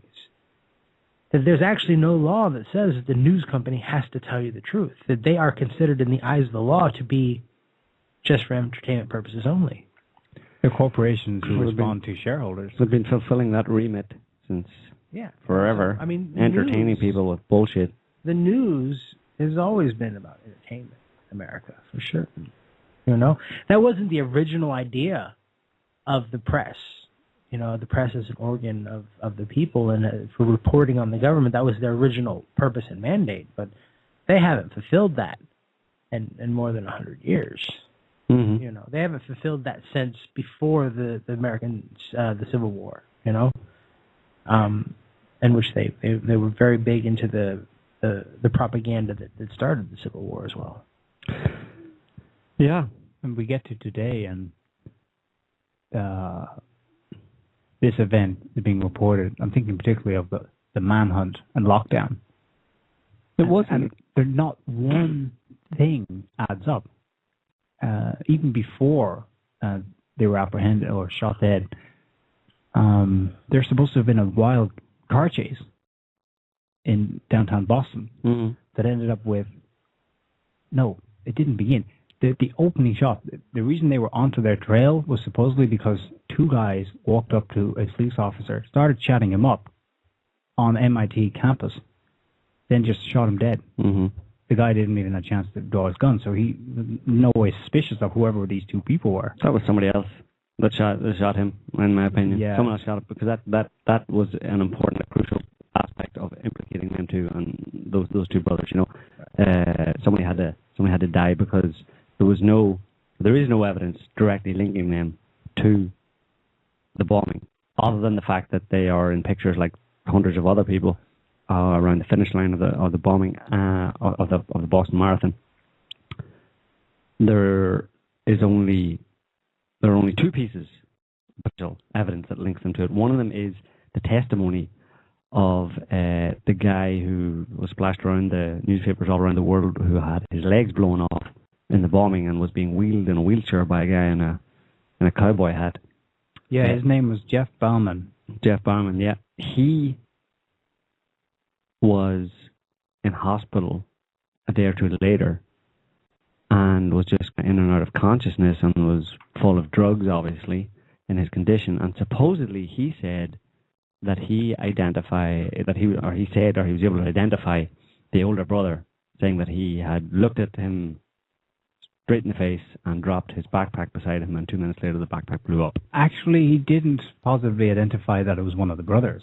What happened was he scribbled down, he wasn't even able to speak, he scribbled down, bag, saw the guy, looked right at me. And then he described to an FBI agent who came to his hospital bed that he'd seen a man in sunglasses and black baseball cap. I'd walked right up to him, placed the black backpack on the ground, and stepped away. Mm-hmm. So he did not actually positively identify that it was the older Chechen brother. Mm-hmm. Just some guy. Yeah, he just said some guy. Some guy. Well, the idea is that he saw the images being spread around on the news. I think the FBI released images of the two brothers on the Wednesday, and then in response to that, he said that's when he recognized them. But he never actually said. It's assumed that that's what happened, that he saw their faces, and that's how he knew it was one of them who had been next to him and placed the bag. So that's the one tenuous link. So hold on, they released the photos for the cop shooting, right? Not for the terrorist subjects. No, they released the photos for the terrorist for the bombings. Right, but how did they get onto him? They got onto him because of the cop shooting, right? No. They got onto him because this guy in the hospital who had his legs blown off in the bombing, supposedly in a state of delirium, full of drugs, a day or two later in the hospital with his legs amputated, just momentarily woke up, is the way they're describing it, and identified or gave the FBI a tip saying, this guy looked at me and dropped the bag, and the bomb happened 2 minutes later, And But why were the Chechen brothers on the TV? because they had shown pictures of potential people who were, because they had people, they had asked people to go and, send in their pictures or whatever. And yeah, but the FBI itself obviously has their own operation where they rented a warehouse somewhere in the U.S. and got all the images that they could possibly get from all sorts of cameras that were in the area and laid them all out and looked at all the film and footage of the security cameras and stuff and did their own research to try and identify potential suspects. I think that they were playing canasta the whole time. They probably were. Probably faking it. Yeah, we set up a crime lab. In the 2 days before they send out images, these are suspects 1 and 2. Have you seen them? There were no leads, and they were encouraging members of the public to send them whatever info or photos they had from that day. Right. They even set up a website for people to send their images to. In the meantime, in the alternative media, people were collecting images from spectators, or somehow I think there were stills from cameras also on public websites. And what's interesting is that the public and then the alternative media who carried it picked up on a whole set of other guys in black caps, black dark glasses, and wearing backpacks. This is before the images of the 2 brothers have gone out, and it does look like there was a team of people. There are several images. There might be 6 or 7 of these guys. They're all wearing the same stuff: black jackets, tan pants, combat boots. Some of them have black backpacks. Some didn't. One of them is seen holding a kind of someone. I think it was Natural News identified it as or speculated that it was some kind of radioactive device, like a Geiger counter. And there's at least one photo where you can see that they seem to have earpieces and they're listening in on something. Yeah, I saw these photos. Now there's a team of these guys milling around the finish line, and there's no official explanation for who they were or what they're doing there. There are a couple of ideas. Right. Some people have identified them as being mercenaries from a company called Kraft International. No. And then there's another guy who says that these were part of a response team. Officially, this group have got an article here. Members of an elite anti-terror unit from Brooklyn's Fort Hamilton Army Base were deployed to Boston to assist in the recovery effort following the horrific April 15th bombing. The problem is, these guys were photographed before the bomb went off, standing in the exact spot where the first bomb went off. So here's the thing: when I was taking Aikido back in Florida, my sensei would tell this story about a guy who came in, and this is Florida, right north of Tampa. Guy came in dressed in full ninja garb, and said, "Yeah, I want to cross study in your martial art." And he used to tell the joke. He said, "If you were a real ninja, you would have come in with a Hawaiian shirt and white shoes, and looking just like an old man." Those guys looked like mercenaries. What kind of professional mercenary would go to a crowd dressed like a mercenary? Well, I mean, they look like movie mercenaries. Exactly, exactly. This is the thing. You see, there are the alternative media has taken this and run with it. It's a red herring. It must be, because why would they be so obviously identifiable? Yeah, I mean, they're wearing the same gear. They've got headsets on, earpieces. I mean, that is kind of the American. They were hanging around in the immediate aftermath. That's kind of the American mentality for security, though. Big, buff guys with earpieces up front type of thing, Yeah. So maybe that is in line with that. Maybe they were there for the purposes of making it look like security was there. I think they were there as part of whatever cross operation was at work, that there was a drill there that day. Yeah. We have other evidence that there was a drill going on.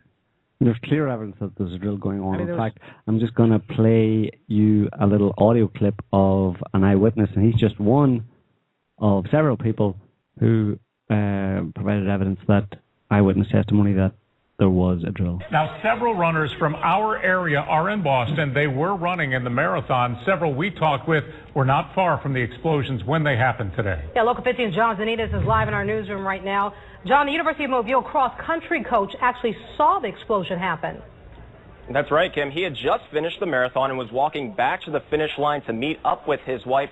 That's when the explosion started going off. His wife had been sitting in the section where one of the explosions went off, but thankfully she had left her seat to come meet up with him. He says there was just this thick, blinding cloud of white smoke. They all started running. The coach told me, though, this is interesting, before the marathon, he saw bomb-sniffing dogs and bomb spotters on the roofs at the starting line, and it appeared to him there was some sort of active threat before the explosions went off. At the start line this morning, they had bomb spotters on the roofs of the building, and they had bomb-sniffing dogs coming up and down at the start line. And Melanie said there was bomb-sniffing dogs at the finish line, but they kept making announcements saying to the participants, do not worry, this is just a training exercise. Well, evidently, I don't believe they were just having a training exercise. I think they must have known, they must have had some kind of threat or suspicions called in. Now, Coach Stevenson told me he's run plenty of marathons in D.C. and Chicago, other major metropolitan areas, but he's never seen that many bomb-sniffing dogs for a race. For right now, reporting live in the newsroom, John Zanitas, Local 15 News. John, thank you. Just a horrible ordeal. So that was the University of Mobile's cross-country coach, Ali Stevenson, who was near the finish line of the marathon when the explosions went off, saying that he thought it was odd. There were he saw spotters, and he heard people say that there was a drill going on. And he goes to a lot of marathons, and he said he was surprised that there were so many bomb-sniffing dogs at the start of finish lines, as well as law enforcement spotters on roofs of buildings. And even he goes so far as to say that it wasn't just that they were having a drill, that they must have known that there was something going on. Now, I don't know whether that's true or not, because they can't have a drill around a fake scenario. But it's very strange that they would have some kind of a serious drill like that, where police would have to act at an area where there was a marathon finishing and so many people. It doesn't sound plausible. It would have to be a very low-key drill. But the other serious piece of evidence that there was a drill at least going on, but a drill that strangely, like in so many other drills, coincided with exactly what happened. The drill went live somehow or other. Is that 2 hours before the bombs went off, the Boston Globe tweeted that officials had said that in 1 minute there would be a controlled explosion opposite the library. Now, the bombs went off directly opposite the public library at the finish line of the marathon, 2 hours after that tweet was sent out by the Boston Globe. The exact tweet was, there will be a controlled explosion opposite the library within 1 minute as part of bomb squad activities. Nothing more said. They just left it at that. Of course, there was no bomb within 1 minute. That was at 1 p.m. Yeah. But 2 hours later, kaboom. Exactly. That's just... What are the odds? What's going on there? What's going on is that someone is seeding information. That it seems to me that there's a complex kind of a complex plan has been put in place to have a drill going on, or have law enforcement at least aware of a drill, or somebody putting the word out that there's a drill going on around the marathon finish line on that day, around the time that they plan to detonate the bombs, as first of all, as a cover for having certain people in there, maybe people, obviously if you're going to plant a bomb somewhere and you're going to do it from the perspective of someone who has a lot of power and control, you're not just some terrorist type thing. You want to control the situation, so you want to have your people in there making sure everything goes down the way it should go down. Right. So you want to have a reason why there might be extra individuals in there, people from other law enforcement, or not very well known law enforcement or intel agencies, whatever, on the scene on that day, so that police who are staffing the marathon as a normal part of their job aren't wondering and or understand who these guys are. The guys in the camo pants,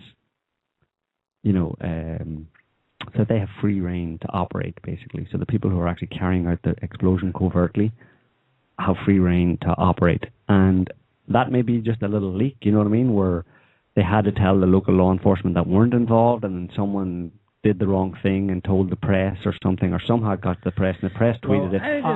There's an easier explanation, and one that unfortunately is going to sound bad, but still I think is probably true. When somebody went to update the website, the server is probably located in a different time zone, and the time was saved in the wrong time and displayed in the wrong time, I think. Yeah, possibly. We'll have to see. We'd have to compare all the dates from the previous tweets and see if they're out of sync. Well, by an hour. The thing is, as soon as the real bombings happened, at 3 p.m., not long after, the alternative media were already picking up on this, and this was the main. There was both the guy we just listened to, who was saying that it was weird that there was this drill going on, bomb sniffing dogs and so on, and the other big piece of evidence was this tweet. So it was being discussed, that they had announced beforehand that there would be a controlled explosion within 1 minute opposite they just called the library. Now, at a 5 p.m. press conference, 2 hours later, they made reference to a fire that had taken place at the JFK library specifically, and that was miles away. That was in a totally different location. And they were very vague about it. It was weird. It was like, oh yeah, there was a fire, possibly an incendiary device. Don't worry, we're on it. That stuff I think is red herring. That was dropped. That story was dropped like a hot potato. Mm-hmm. Yeah. Now the library, in the tweet, they didn't say which library, but the Boston Public Library is the one that's directly opposite where the And bomb that went tweet off. was in context of the Boston Globe tweeting about the marathon because they were covering the marathon, and that tweet was part of tweets that were about the marathon. So it seems obvious that the public library they were talking about was the Boston, or the library they were talking about was the public library right opposite. Why would they be? Yeah, you know what I mean? The spectator stand was actually built up against the side of the building. Exactly, yeah. So it's it's a very anomalous and bizarre thing to say. I mean, you can't have a controlled. You can't just say, controlled explosion at the marathon finish line in 1 minute. There are just thousands of FYI. people around. It was weird. Yeah, I mean, I think that kind of stuff is like red herrings for people to latch on to because yeah, there's nothing really there, and it's probably like intentional. Yeah, somebody was just messing with people. They knew they'd spot it. They said it's like fetishism in television shows. They have this concept called fetishism where they basically plant like little tidbits into television shows that aren't really explained, and they never intend to, for the purposes that fans will become obsessed with them and talk about them all the time, and they call them basically fan fetishes. And that's what this terrorist. These like terrorism fetishes, so the conspiracy nuts can latch on to these inconsistent details, but they're inconsistent because somebody was just saying, "Oh, just throw that out there." Exactly. That's like John Cleese with the "There is no fire on the wing" type of thing. That show absolutely nothing is wrong. This is the kind of stuff we saw when we were covering the Sandy Hook school shooting. Just information being put out there that were red herrings, but they at the same time they spoke volumes in themselves, because for someone to have known those kinds of things at the time is very strongly suggestive of foreknowledge. Mm-hmm. That's the very least we can say about this, yeah. even if it was a red herring, Yeah, and in terms of red herrings, I'd just like to say officially that the whole actors thing that has cropped up again is anybody who does that shit, like they did on Sandy Hook, are a bunch of lying, sniveling pieces of disinformation spreading. They were already trying to suggest that some of the victims who lost their legs were actors and they were using prosthetics as fake Are wounds. you kidding me? No. Oh my God! What is wrong with those people? But this started with Sandy Hook, it was all over Sandy Hook, and we had to go. Some of those dead kids were just like actors? Yeah, well, all of them didn't exist. And show us the bodies. We don't believe you did it. Yeah, but it wasn't the kids. It was like, it was specifically the people who were interviewed, the members of the Sandy Hook community who were interviewed and stuff, and they were drawing all sorts of ridiculous conclusions from, images of two people who obviously weren't the same people. There's a website that does it that you don't even want to go to because it's just so full of nonsense, Oh my God. And they're doing the same thing, and this is either a conscious or unconscious, I don't know, it may be a deliberate disinformation campaign to make anybody who questions the official story seem like a nutcase. Oh, you're one of those actors people. I mean, there's already a kind of actor. You know, you're one of the staged actors people. Like, if you question it at all, and these people are directly responsible. And they suppose they're going to a conspiracy theory extreme. You know what I mean? It's like the extreme fringe end of conspiracy theories where it didn't actually happen. None of it happened. You know, it doesn't exist. Those people don't exist. They live somewhere else. The whole thing was like a massive stage production. You know what I mean? If you look behind those trees, you can see the lights and the cameras and the makeup artists. You know, they take it to ridiculous extremes and tar anybody who says, "Hang on a minute, this doesn't make sense." And they're doing this. They started with Sandy Hook, and they're doing the same thing with the Boston Marathon. And they've tried to say that this guy who got his legs blown off, what's his name, Neil? Jeff Bauman. Jeff Bauman is an Iraq war vet, Nick Vogt. Yeah. Who had his legs amputated because he went to Iraq. He's a double leg amputee. For completely the wrong reasons, obviously. And they're trying to say that those two are the same people, when all you have to do is check and see that they're not the same people. They don't even look anything alike at all.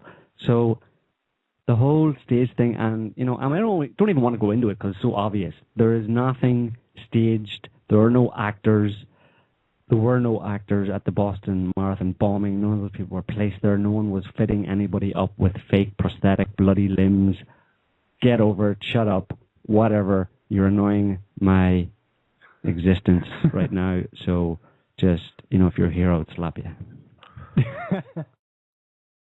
Neil, say something before I say something. Yeah, I don't think I'll be able to hold Joe back. So if you do say something stupid, good luck to you. Verbally eviscerate those asshats. Oh my God, dude! Seriously. Yeah, it's terrible. I mean, they're almost worse than the people who perpetrate the damn attacks in the first place. I mean, denying that they even happened, that's just criminal in my opinion. Yeah. You know? That army unit I was talking about, the guys who were the peers uniformed with, were present at the finish line, who may or may not be from Kraft International. I don't think they are, because there's a guy, a senator's come out and said... Are you saying that Kraft Foods is now part of the security industry? Kraft International. No, it's Kraft with we make cheese and mercenaries. No, think Kraft with a C. think Blackwater or Ravenwood. Yeah, people Ravenwood. Like them. Think an ex-army, ex-US military sniper who was, best sniper of 2011 or something. He's 150 confirmed kills is very impressive. Yeah, well, whatever. One of these, jumped up, serial killers who left the army. What do you expect? He's a fucking sniper. Exactly. He's a psycho sniper, and he goes and forms he leaves the military and goes and tries to make money off the Pentagon from Pentagon contracts by forming a security contractor company. Gets a bunch of his buddies together, and they all provide training courses and tell people how to kill other people most effectively. And it's a good American business model. It's a mercenaries market these days with the terror, the ubiquitous terror all around. I mean, if you want to start a company, start a mercenary company. If you've got just security consulting. I'm starting to lean towards them not being a security company / mercenaries, because there's a photo of a group of them at the end helping out in the aftermath, or at least they're standing around, and they have the letters marked on their back, CST. Mm-hmm. The senator who said that they were this part of this elite anti-terror unit said they were from the 24th National Guard WMD CST team, and that they were sent in response. But of course we know they weren't. There were at least 2 of them photographed there in the exact spot where the bomb went off. Right.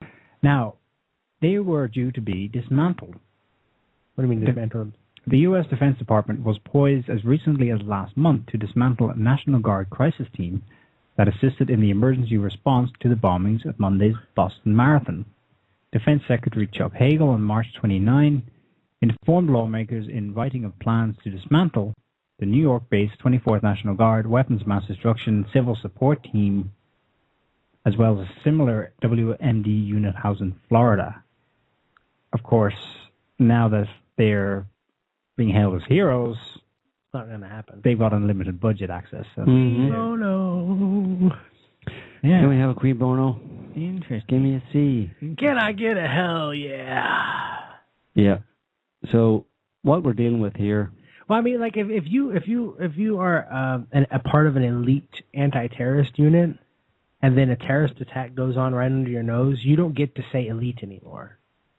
Like the elite gets tagged off. They're an anti-terrorist unit because I mean, like when you don't stop it, you can't be elite anymore. All right. I just want people to think about one thing. I'm going to play something to help you think. I want you to think about the fact that on the day of the Boston Marathon bombs, there was clearly a drill going on with spotters on the roofs, and they were preparing for some kind of, or staging, or some kind of a pretend attack. They were in place to deal with that. Different security personnel were in place to deal with that, and the Boston Globe sent out a message that security force personnel had said that there was going to be an explosion directly opposite the library where the first bomb actually went off. Actually, keep that thought in mind. I'll say it again, actually, because I've got a call. Hi, caller. What's your name? Where are you calling from? Yes, sir. I'm calling from Tacoma. My name is Jamar. Hi, Jamar. This Boston thing, to me, is like it's very, very obvious that like they're doing something, and I'll give them more credit for what they did in the past, and what they're doing now is more sloppy.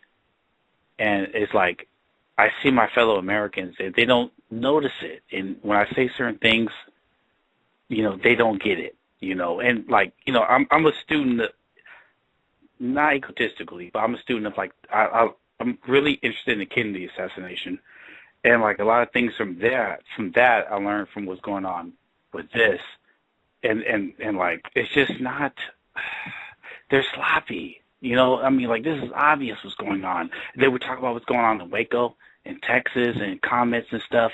It's like they're trying to distract you from what's going on, from what's really going on, and just like I can't even talk about the other Americans about it because they just look at me like I'm stupid. Yeah, so far from it.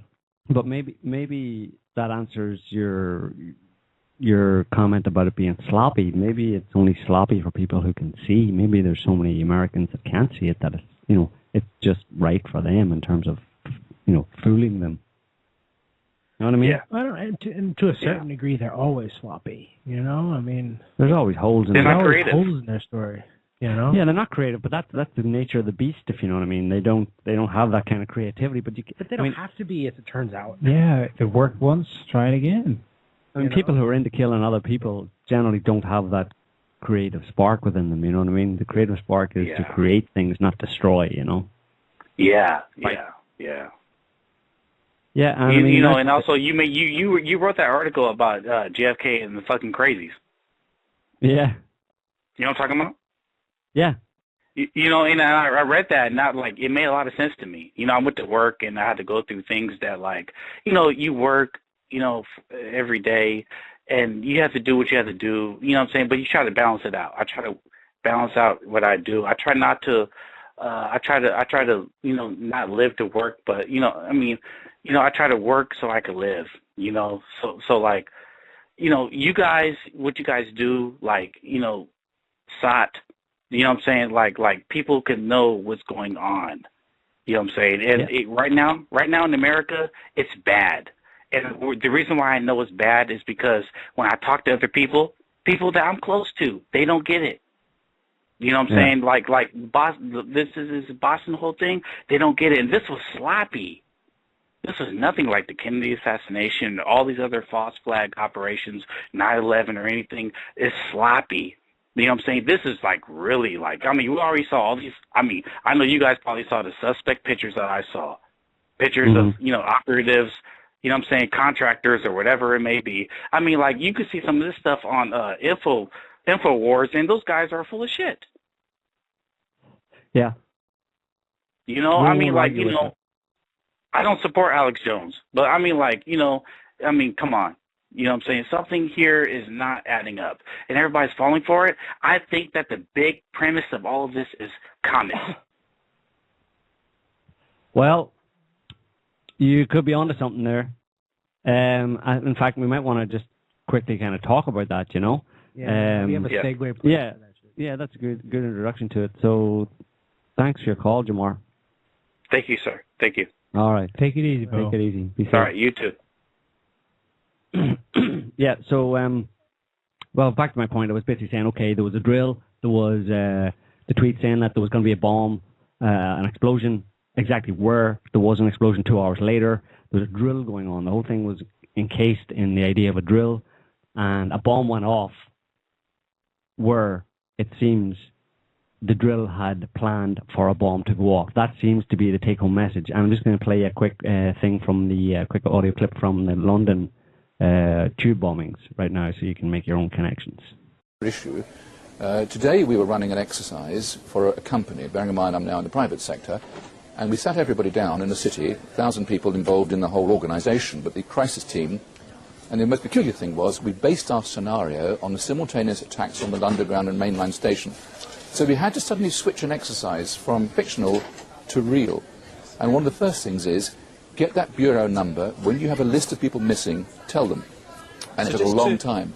Just to get this right, you were actually working today on an exercise that envisioned virtually this scenario. Almost precisely. I was up until 2 o'clock this morning because it's our job, my own company, Advisor Consultants. We specialise in helping people to get their crisis management response. How do you jump from slow time thinking to quick time doing? And we chose a scenario with their assistance, which is based on a terrorist attack because they're very close to a property occupied by Jewish businessmen. They're in the city, and there are more American banks in the city than there are in the whole of New York.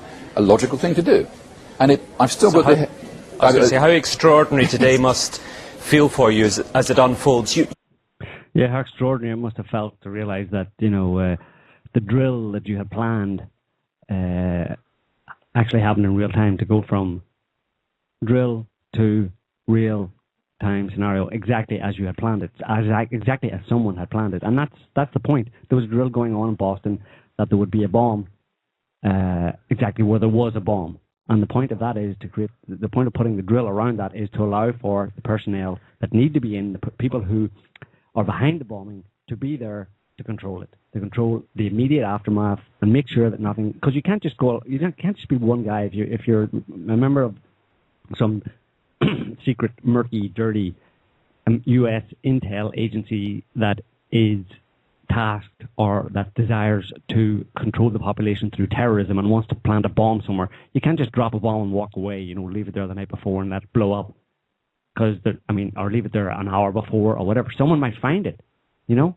A policeman, if you don't tell anybody else, if you don't tell all of the enforcement, the police officers that are around, if they're not all in on it, the chances are that they're going to find it, that it's not going to go the way you planned it. You want to plan it quite meticulously, right? You want to make sure it happens.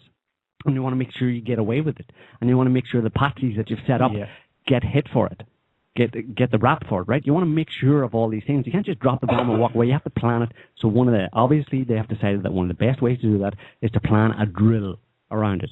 Because drills are needed because there's terrorism, right? And then they create the reality of terrorism by planting a bomb. And then you can have more drills. You expand the reach of the drills across the entire U.S. You can an emergency terror drill at any time in any city across the U.S. now, because there have been bombs, because there is a real terror threat, which means you can plant more bombs wherever you want and have your people in place to control the entire situation and set it up the way you want it. The question that immediately strikes my mind is, how incompetent are these douchebags, to be honest? I mean, you have this area surrounded by police, bomb-sniffing dogs, all of the technology that they've been developing for the last 11 years after the 9/11 attacks, everything converging on this one point, and they still can't stop the bomb.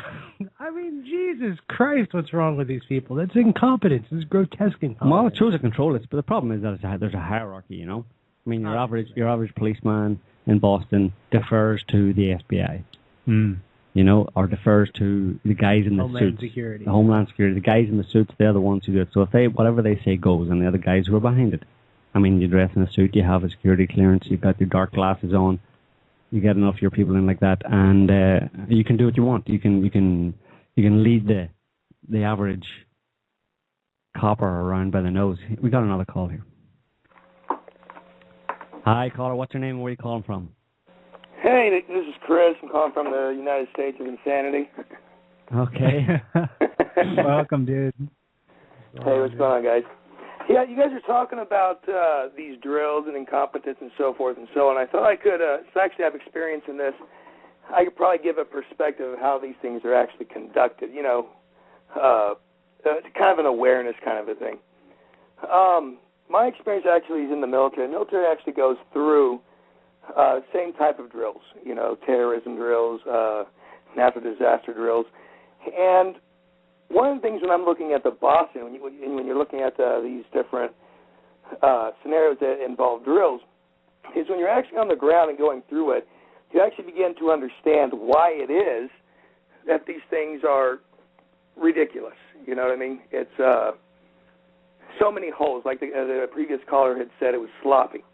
One of the reasons is because when they throw this thing together, whenever they do drills, it's always thrown in with multiple agencies that you've never actually done anything with before previously. You know, and when you're going through it, they tell you, for example, okay, we're going to have an earthquake simulation, okay? This whole area is going, you know, and they're going to have a different, no one knows what's going on. Never. You're not using the same guys you do, you know, on a regular basis. Everything is different. Sometimes you're using a SWAT team from another city. You know what I mean? Well, they need to get their training in as well. This is how these things are thrown together. None of it is done as it will actually be done in reality. They try to fix 5 or 6 different things at one time. Well, this guy needs some training. We've got a National Guard unit in from Alaska. They're going to be the EMTs or whatever. And this is all how it's compiled together. So literally when you're going out there and you're a response force, you're sitting there like, what the heck is going on? Who are these guys? You know what I'm saying? Nobody knows what's going on. So this is a perfect opportunity for an actual terrorist attack. Because everybody is, you might have 5, 6, 7 different agencies. Some of them are not even from your state. Some of them are, like you said, contractors or consultants. But you never know what's going on. Nobody knows what's going on as a whole. Yeah. So this is actually the reality when you're actually there on the ground. And to this day, I don't even know why, that this is how they do things. They call it crisis management, incident management, and so forth and so on. They give it a lot of different names, but the point is, it's all the same thing, and none of it ever makes any sense.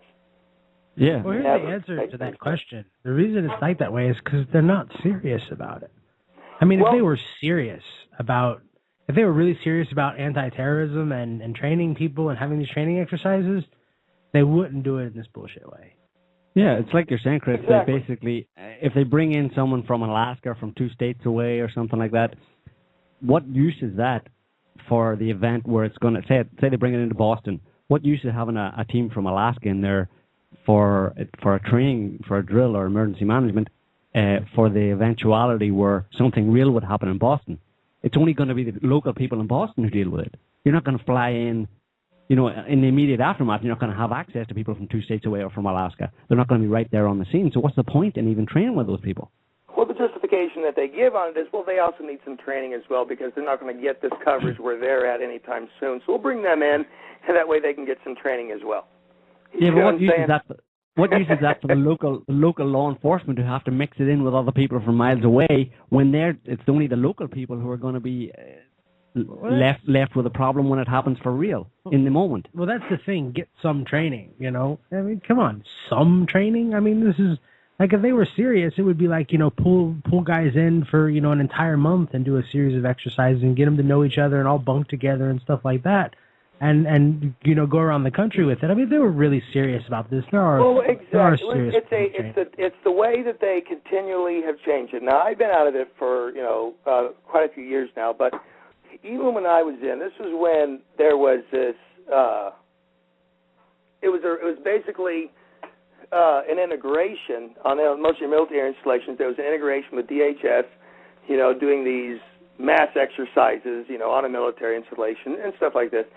And everything was completely confusing. Once this integration with DHS under this new way of doing training or scenarios, everything changed drastically. I mean, from one drill to the next, you never knew what was going on. They never kept with the same things. They would have some of the weirdest limitations on the exercise in place. An example is that, okay, you guys, there's casualties, but when there are casualties, don't you guys go in there and get them? There's a unit that's going to come in from the other side and go in and get, you know what I'm saying? In other words, they're putting limitations on how it's going to be reacted to. So you can't react to it normally. It's utter confusion. You know what your story is reminding me of? The introductory chapter from Ponerology, where he talks about, imagine that the professor comes in and he's this new professor and he's never been in academia before. And, as military officers and stuff like that, you're sitting there and you're training or whatever, you're focused on your job. And then all of a sudden some suit comes in who's probably appointed for political reasons. And he's going to tell you how to do your job. How to do your job and design the curriculum, so to speak, of the new order. And, of course, he doesn't know anything about it because he's never been in a crisis. He doesn't know anything. So this is what you're talking about. It reminds me of the chapter in Ponerology where he describes the new professor. It is very much similar. But most of the guys on the ground, here's my personal opinion, that most civilian agencies, like whoever's doing these drills, in the civilian agencies, it's probably the same thing.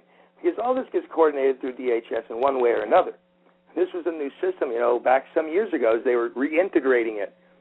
That if it happened on American soil, even if it was a military installation, there was a coordination through DHS. Mm-hmm. And this whole thing is nothing but utter confusion, absolutely utter confusion. It's like getting a lot of little children out to play, and then you're just telling them, okay, you're going to be this, you're going to be that. You know what I'm saying? There's no real training in it. You know what I'm saying? And literally, we would refer to it as going to go play in the sandbox. This is exactly what it felt like. We're just being told what to do, or you know what I mean? It was ridiculous, complete and utter confusion, and totally ridiculous. And prior to that, whenever there was any kind of training, you actually did work with, the local law enforcement or the local units that were there, and they would change depending on who was on what rotation they were on. But if it was an example, in Fort Lewis, you would have to work with, Pierce County and Tacoma PD. They would also come in. You'd also have a National Guard unit that did your hazmat and whatnot and stuff like that. So, but after DHS has this integration through crisis management with DHS, I hated it. Before it wasn't too bad, but once it happened, it's just like, you got to be kidding me, because nobody knows what's going on. You literally don't know what's going on from one minute to the next. And they would say, if you're going to react to something in one way, they'll say, okay, you guys don't do that. Someone else is going to do something. You know what I mean? In other words, if the whole goal was let it happen organically, and then afterwards giving my after-action report and critique of what I did wrong, or here's what's supposed to happen, here's what did happen, what could be improved, what shouldn't be done later. But that's not what they would allow to happen. It would just be, stop what you're doing, someone else is going to do something. You guys just go over here, and nobody knew what was going on. In other words, nothing was done according to reality. It was, in my opinion, a complete farce.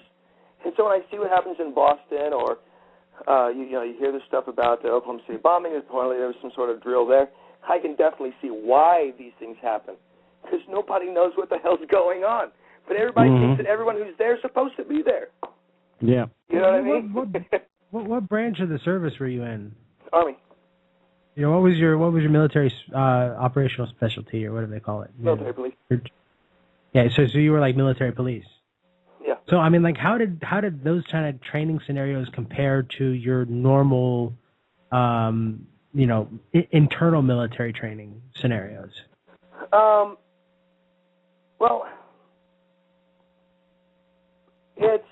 military police are a little bit different. Depends on what you're doing. The thing is when your basic stuff that you train on as military police, being what type of unit are you in, a line unit or a garrison unit? You know what I mean? Right. A lot of people don't know about military police, but a line unit, you're going to train a lot of infantry stuff. Right. You will get training on law enforcement, but you're going to go through a rotation. So you're going to go through, you work your law enforcement, and you train up for your garrison, you train up for your, and then you actually do your field work, and you got to get your stats up. You got to go through training, all that kind of stuff. But the point is that when you do this garrison-type crisis management, you rely on all the skills that you learn, but the entire way that everything goes down is totally ass backwards. Pardon my French.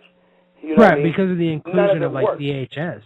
Because of the inclusion of DHS, but my question is kind of like, was the training more structured and better internally in the military when you were doing your various training? Yes, the military is very top. Right, the military is very top-notch training. I mean, it's broken down body style. It's made for idiots, if you know what I mean.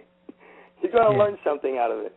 It's very good training. You give task conditions and standards. They give you a task. Here's the condition. Here's the standard, and you walk, run. You crawl, walk, run. At it until you get it. You're proficient at it. You're good. This was nothing more than a big play date, if that makes any sense. Right. Exactly, which kind of like Right. It doesn't make any sense, but that kind of like actually it does. It totally makes sense. It's what Lobachevsky was talking about, the type of stuff that happens when psychopaths take over.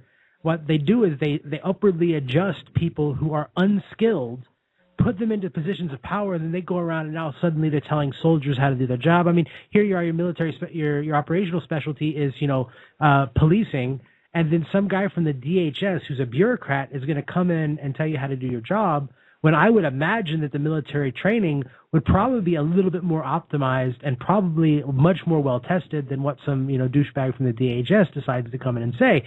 And that's like the typical thing that Lobachevsky was describing in political ponerology, exactly what would happen and exactly what I think you're saying, did happen, that you noticed, that these people were coming in and basically they were just screwing the pooch all over the place. And there was nothing, you could do about it. To give a better perspective for you, it gets a complete wrong impression, although you're very accurate, is there was no one person from DHS actually giving orders. This is the beauty of it and why it's, they bring in all these people without a command structure. Right. There is no accountability. Right. There is no one person to blame if something goes wrong. You know what I mean? See, it's a part of a DHS program of integrating with the DHS, their program or using their whatever terminology, whatever protocols that they use and so forth. Because DHS at that time was used for a coordinator between different law enforcement agencies. Right. But the reality of it is that there is nobody in charge. Everyone who's at the top at a certain level of chain of command thinks that they're in charge or not in charge if they're held to be accountable. Yeah, it's that's nothing the but kind a large play date. There's nothing structured at all. Yeah, that's the kind of thing that you expect because there's a constant revolving door of psychopaths getting in favor and then falling out of favor. So that's just really interesting. They're just basically making a big mess of it. This is the same kind of stuff. I read from Gordon Duff had I think it was either on Sott or it was on Veterans Day where he had said that a lot of this type of training and stuff actually came from Israel. I don't know which article it was, but I'm almost positive that it was one of the articles on Sott. It was written by Gordon Duff, and it might have been on Press TV. But anyway, I had actually heard that rumor as well while I was in. Here's the thing. The Israelis right now are kind of like, I don't know, they're everyone's like, oh, I studied Krav Maga, so I must be a badass now. And yeah, Krav Maga is kind of good because it took from a couple of good martial arts. Great, fine, whatever. But the Israeli military is not such badasses. It's not, just because the training program comes from them doesn't really mean much of anything. When they go in to deal with terrorists, they go in with Apaches and, they've got their whole little fleet of F-16s that we gave them and their missiles and shit like that. Their traiing programs are not necessarily so super good. That's like buzzword. Absolutely. It's the Israelis. I've never actually done any work with them personally, but I have actually talked to a lot of guys who actually have. They're not bad. It's no different than ours. You know what I mean? Seriously. Yeah, it's a military. Military training is kind of consistent across the board for most, first world nations. They all share information. Personally, I think that the American military is better, but that's just because I'm an American. And I'm going to play America. Well, I can tell you this right now. The American, the French, the British, and the Germans are pretty much the same. That's just from personal experience of chatting with them. As far as the tougher ones, well, the Ukrainians are probably the toughest. These guys wake up in the morning and they drink vodka for breakfast. Yeah. So, these guys are pretty... Ukrainians. Ukrainians? Oh, yeah, dude. The Russians, man, they're pretty infamous in the... Chris, how long did you serve and when? I had 8 years from 2002 to 2009. Okay. So it's fairly recent, yeah. Yeah. Yeah, feels like I've been out for a long time now. Yeah. Half the time was in the line unit, the other half was in garrisons. But anyway, like I said, I just thought I'd bring it up. I see this stuff going on, and I can see that a lot of people don't really understand what reality is like whenever you're having these law enforcement terrorism drills. Yeah, man, you brought up people just simply don't understand why or how something like this could happen. And when I watched, I was like, I know exactly what was going on. I mean, I've been in that predicament. You don't know what's going on. And honestly, it's no different than in Iraq. When we were over in Iraq, many times you got groups of guys, that come in. They're involved in something. You got to support them in some way. You have no idea who they really are. There's this air of, I don't even know who these guys are, but I'm told that they're important and I have to transport them from point A to point B, and I don't even know why I'm doing it. Or I got to pick them up in the middle of a desert, or some location. You don't really know what's going on. This is how things are being done because prior to when I came in 2002, we were still quite a bit old school. We were switching into the new army, the new way of doing things. The new way of doing things is complete unaccountability. That's the best way I can explain it, complete unaccountability. You really got to watch your own ass. If someone tells you to get something done, normally you follow an order. If you know that something doesn't sound right and you know that you may be in trouble for it, you need to go ahead and write an email parroting that order back to them. Sir, I remember you told me X, Y, and Z. I just want to let you know that this may, not be a good idea. I'll continue. If you don't mean to do it, call me back. So you send him that email. You see what I'm saying? And then if it's something that you may be accountable for, and he'll write like, yeah, change your mind. Don't do that. You know what I'm saying? So you know that there's this, you have to cover your culture. ass because there's this culture of not being accountable, giving an order of whatever the case is, and I can't really explain it in a short period of time. No, we understand. We understand. But there's what a you're culture saying, of you really got to watch your ass because there's no accountability up top. Right. There really Again, is. like we're saying, this is the kind of stuff that Lobachevsky was describing happens in institutions. It's the way standards start slipping when psychopaths take over, and it does two things. On the one hand, everyone's confused. What the hell, and then they're not actually able to do what they're supposed to do. Right. And then at the same time, all the confusion that creates gives the psychopaths their ins for them to get things done. Everyone's so busy, chasing their own tails half the time that they can't actually stop for a minute and say, hey, wait a minute, this guy's actually an asswipe and he needs to go. Yeah, all right. Yeah. Thanks for your call and your experience, sharing your experience there, Chris. That was no problem. Thanks for your show and all the work you guys do there at Sott. All right. Thanks, man. Thank you. Bye. Bye. Okay. Yeah, I mean, what Chris was just saying there pretty much fits with what we were thinking, which is that, when they have these kind of drills and these emergency management situations, that it's a free-for-all. Far from creating a pinpointed response, by practicing it, and then in future we'll have a great system in place. We just got to say go, and everyone knows what they got to do. It creates a situation where there's chaos. Right. It's chaos, but that chaos is perfect for people to work their nefarious ways. Terrorism stuff, because there's no real terrorists, Yeah, absolutely, there are no real terrorists. But getting back to Jamar, there, a previous caller who brought up the idea that this startling idea that we've never heard before, that I'm just the idea that the they might be doing all this. That there's some kind of that the whole point to these kind of terror attacks or terror plot, terror scares, is to condition the people to be more dependent and look to authority, be more dependent on and look to authority for protection. And the reason that the powers that be or whatever are doing this is because there is a cosmic threat out there in the form of fireballs, fire and brimstone, that, as we've mentioned in previous shows, has increased almost double year on year in over the past 7 or 8 years, the amount of fireballs and meteorites in the sky. And we had the Russian explosion I think it was just last month, right? February. What a was it late February? February 15th. It was actually 2 months to the day of the Boston. Hang on, are you talking about this one?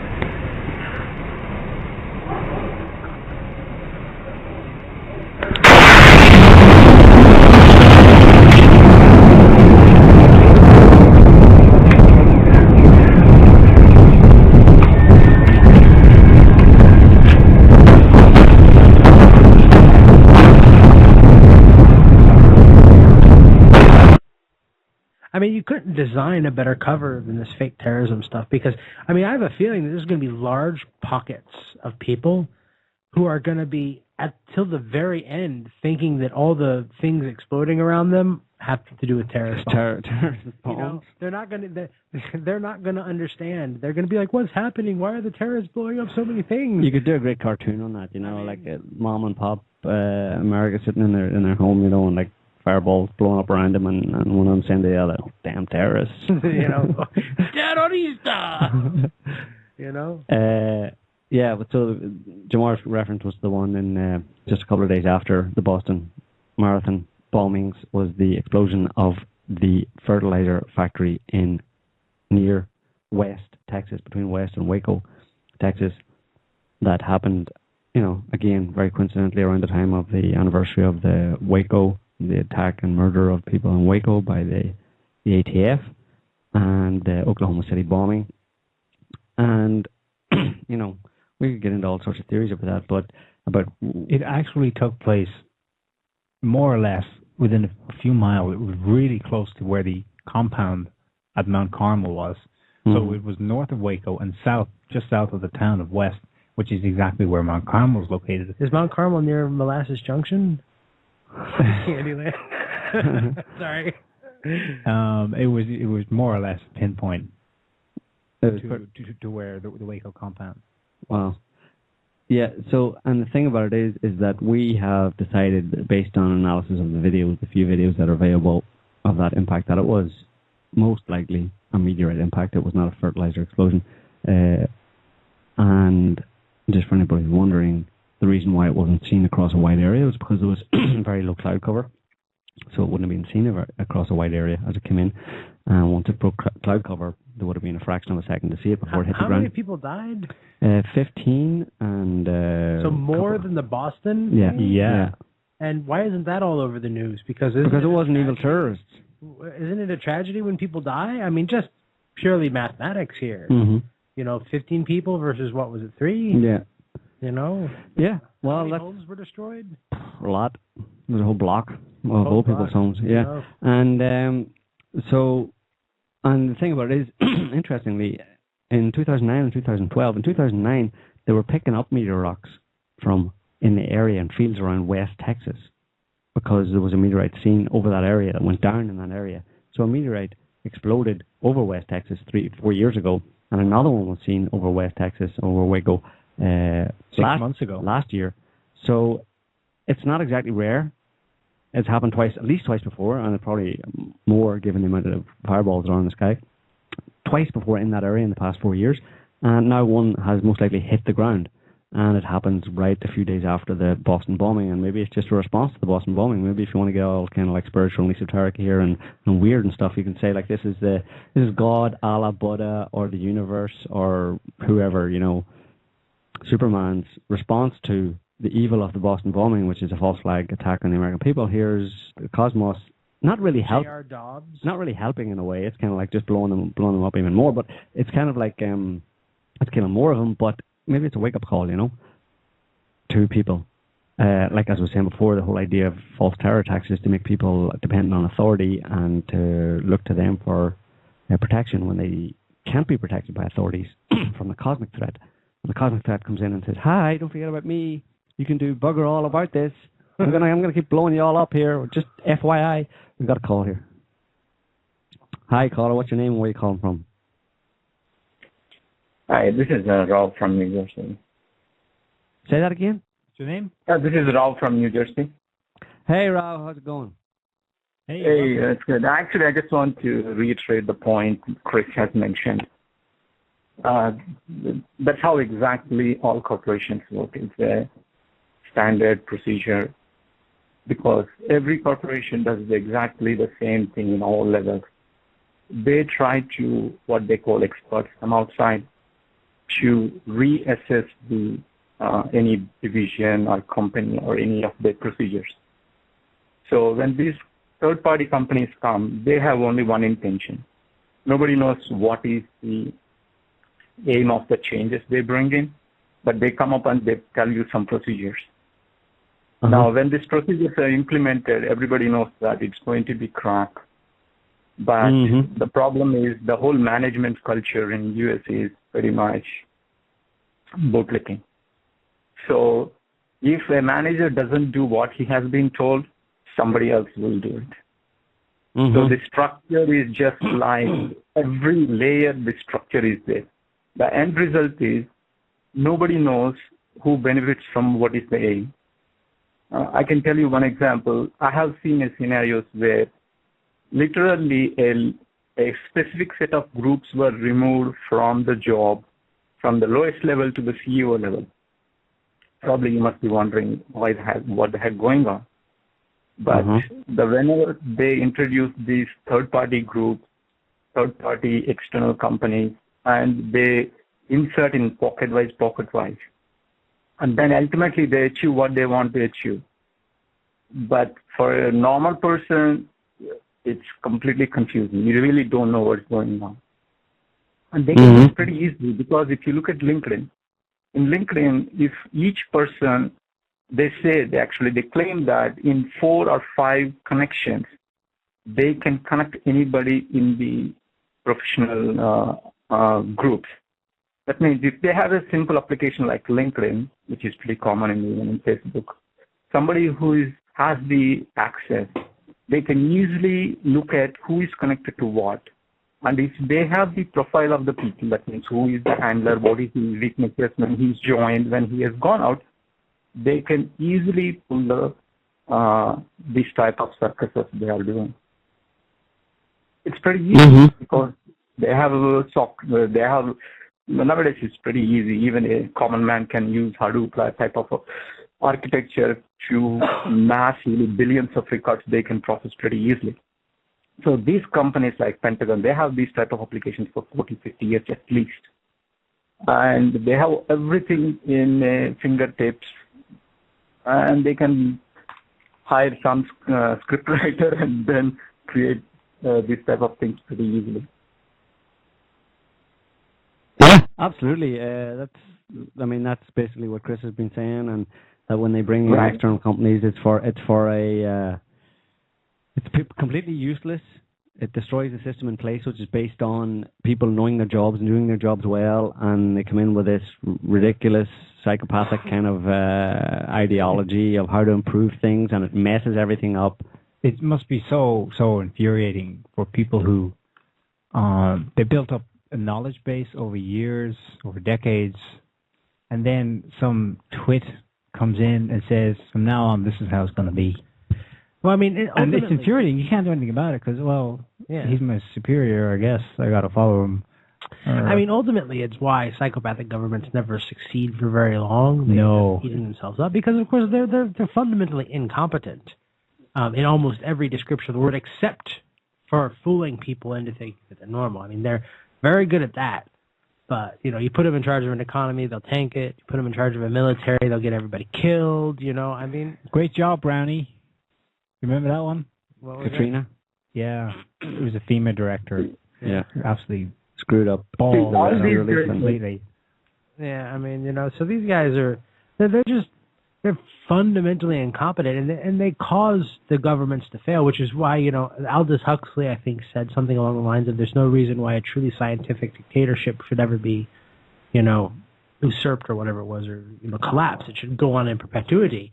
But he didn't understand polarization, and that's basically what happens to all dictatorships. Eventually they fall, I mean, they might last the lifetime of somebody, like kind of like what we saw in the Soviet Union. It eventually crumbled from within, just rotted, basically. Hey, Rao, you're in the States, right? New Jersey. Right, I'm in the States. New Jersey. Well, that's not far from Boston.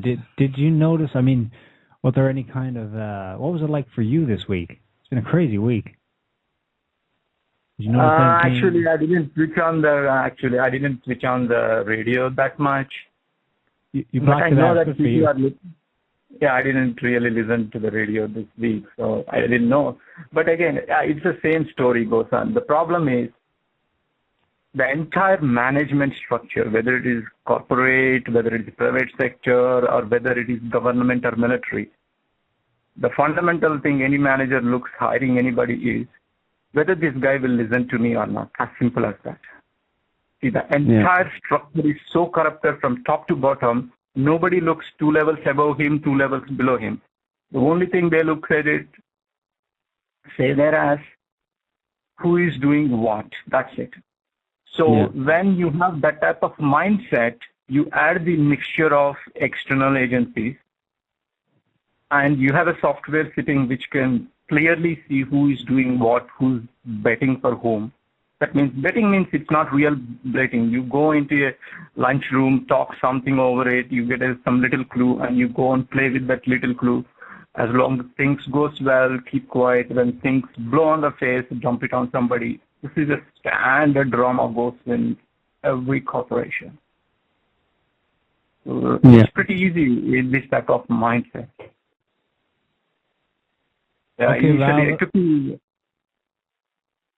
Thanks for your call, Rao. We're gonna we've got to wrap our show up soon, so we're gonna say take care and thanks for calling in. Man. Take it easy, bro. Okay, thank you. Okay, thank you. Bye. Have you got something to say there, Neil? Dunkin' Donuts. Yeah, tell us that story. This was okay. So the manhunt is underway. Friday, Boston's on lockdown. Right. Whoa, serious. Drones overhead. With all those police there, Dunkin' Donuts. The only businesses that were allowed to open in the whole city were Dunkin' Donuts.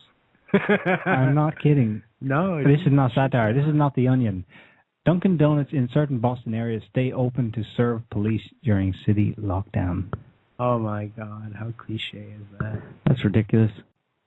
I mean, it's a little ridiculous things that really, Well, no, the thing is that considering what we know about gluten, I think maybe that's a good thing.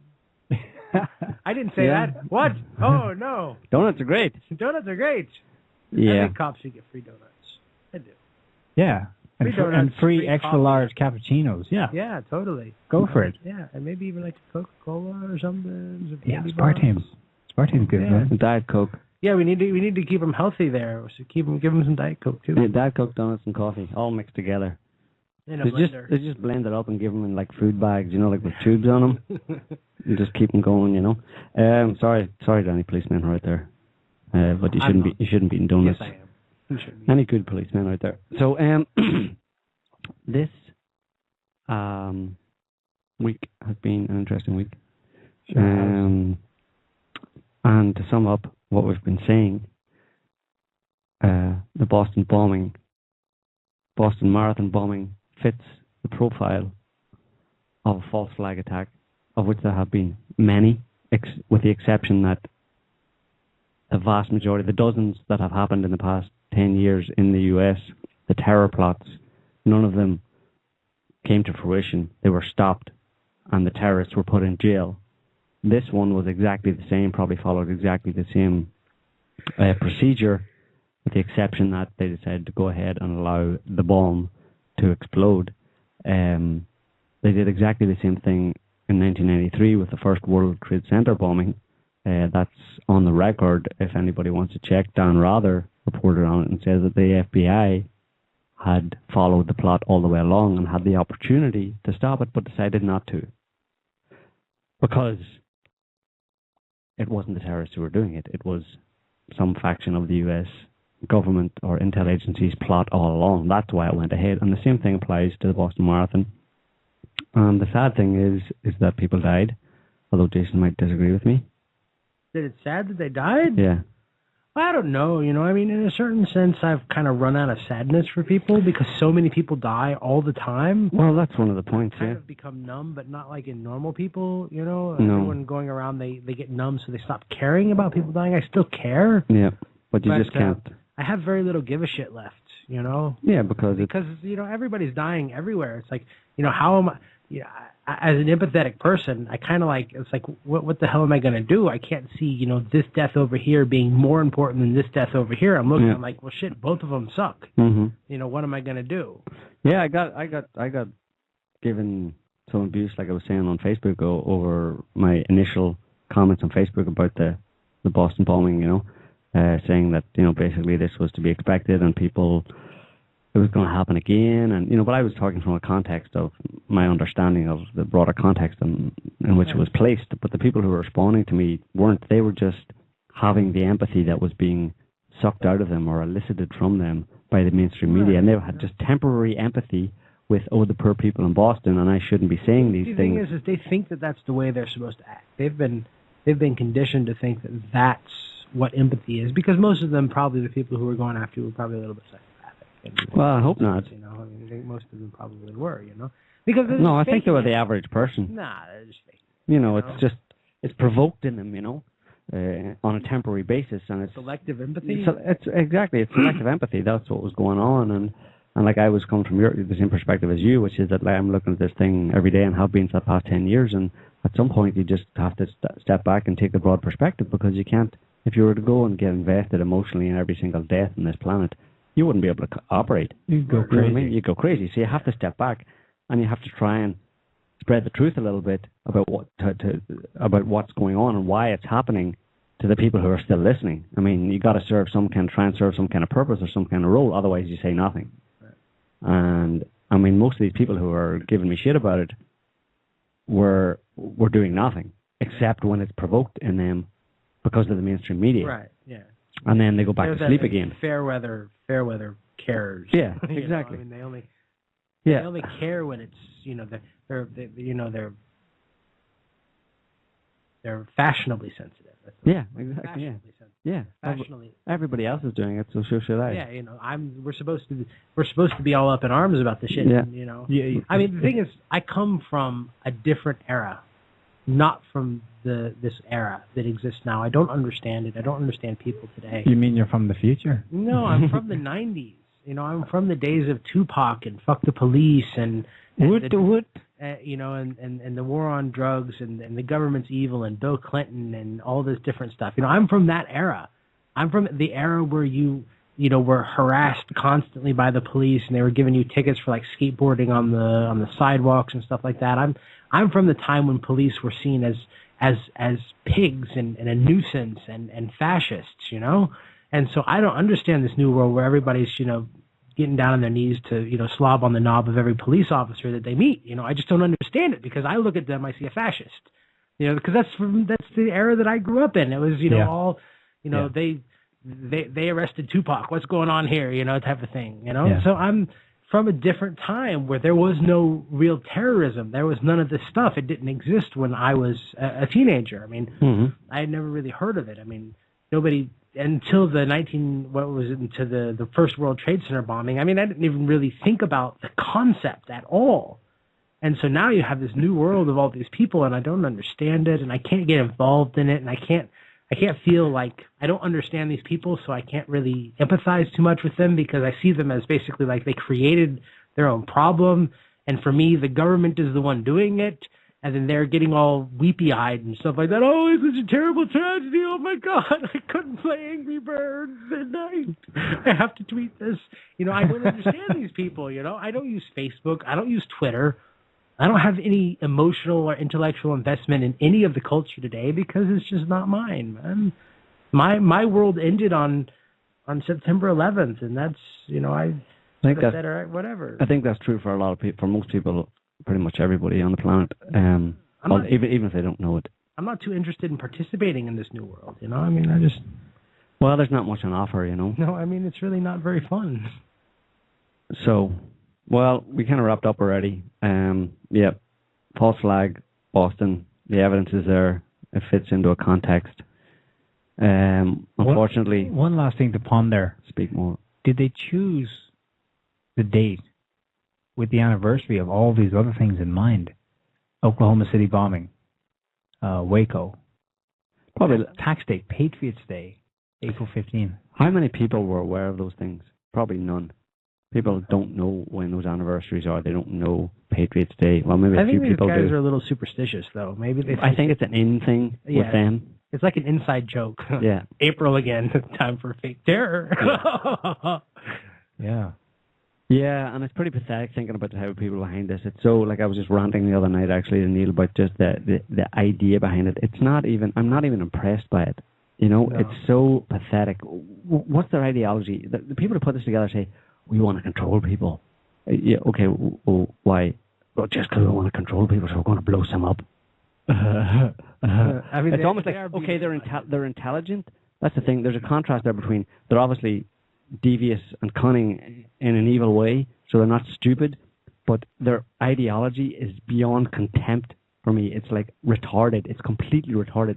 The only thing they want is to control us. They look at the planet and they see people and they say, we got to control these people. We got to just squeeze them and terrorize them and get them to do stuff that we want them to do. Well, why? Well, just because that's what we want. And it's like, dude, what is wrong with you? You're retarded. Go and get a job. Go and get a proper job and go and live your life. You've only got 3 years and 10. What is wrong with you? Get over it. Get over it. Oh no, but I want to control people. Fucking assholes. If the world had to be the way that it is, right? Let's just say, pretend for a moment. Let's slice away reality on both sides and pretend that the world had to be this way, right? I still wouldn't want these fuckers charged for this reason and this reason only, because they are so incompetently and artful at it. I can respect the work of an artist, all right? Even if they're evil, a totally evil artist, I could respect them. I could say, well, you know what? At least you take pride in your mass murder. I could say, okay, hold on a second here. At least you're making an effort. But these people aren't even making an effort. I'm terrified to leave the world in their hands because they're so arbitrary and childish and puerile about everything. Yeah. No one's safe from these people. If they were saying, look, it has to be this way, we have to have these fake terrorists, and they have these reasons, and they gave a reasoned argument, I would say at least you thought this through. Yeah. That's where we can work from, because you have some capacity for reason, therefore we can work with this and try to change your mind. But no, you can't. It's just mindless ignorance and stupidity and just it's just blind, destructive principle, and they're not even. They're like the plague. They need to be avoided like the plague. If you saw somebody like that around, you'd just be like, dig a hole and put that person in it quick, or shoot him into space out of a cannon quick, into the sun. Yeah, into the sun, because seriously, those people, and the sad thing is that they have somehow got into positions of power over the rest of us, and although power technically, but the only power they have is to the extent that you actually believe their bullshit and ascribe to their ridiculous notions of control and domination and we must control people. From a certain perspective, trying to take over and control the world is really a great undertaking, and it's kind of like a manly thing to do. If you've got a plan. If you've got a plan, it's okay. It's like, at least you have a plan. But with these people, and the problem is with America, to a certain extent, I wouldn't want to take over the world. The world of today, I would not want to rule it. Like, if somebody said, here, you can rule the world, I'd say, no thanks. These people, these clowns, no. People are just so willfully ignorant some of the times that it does drive me nuts. Yeah, willfully ignorant. Anyway, summing up again for the third time. We need to go. We're going to go soon, but summing up for the third time, obviously people know already. We've laid it out what it is, and unfortunately, it's to be expected that it's going to happen again. But also keep your eyes in the skies, because there's a lot of stuff happening up there, and it's going to be interesting. So we hope you can join us again next week thanks for listening in this week. We hope you enjoyed it. And thanks to all our callers. Same time next week. Same time next week.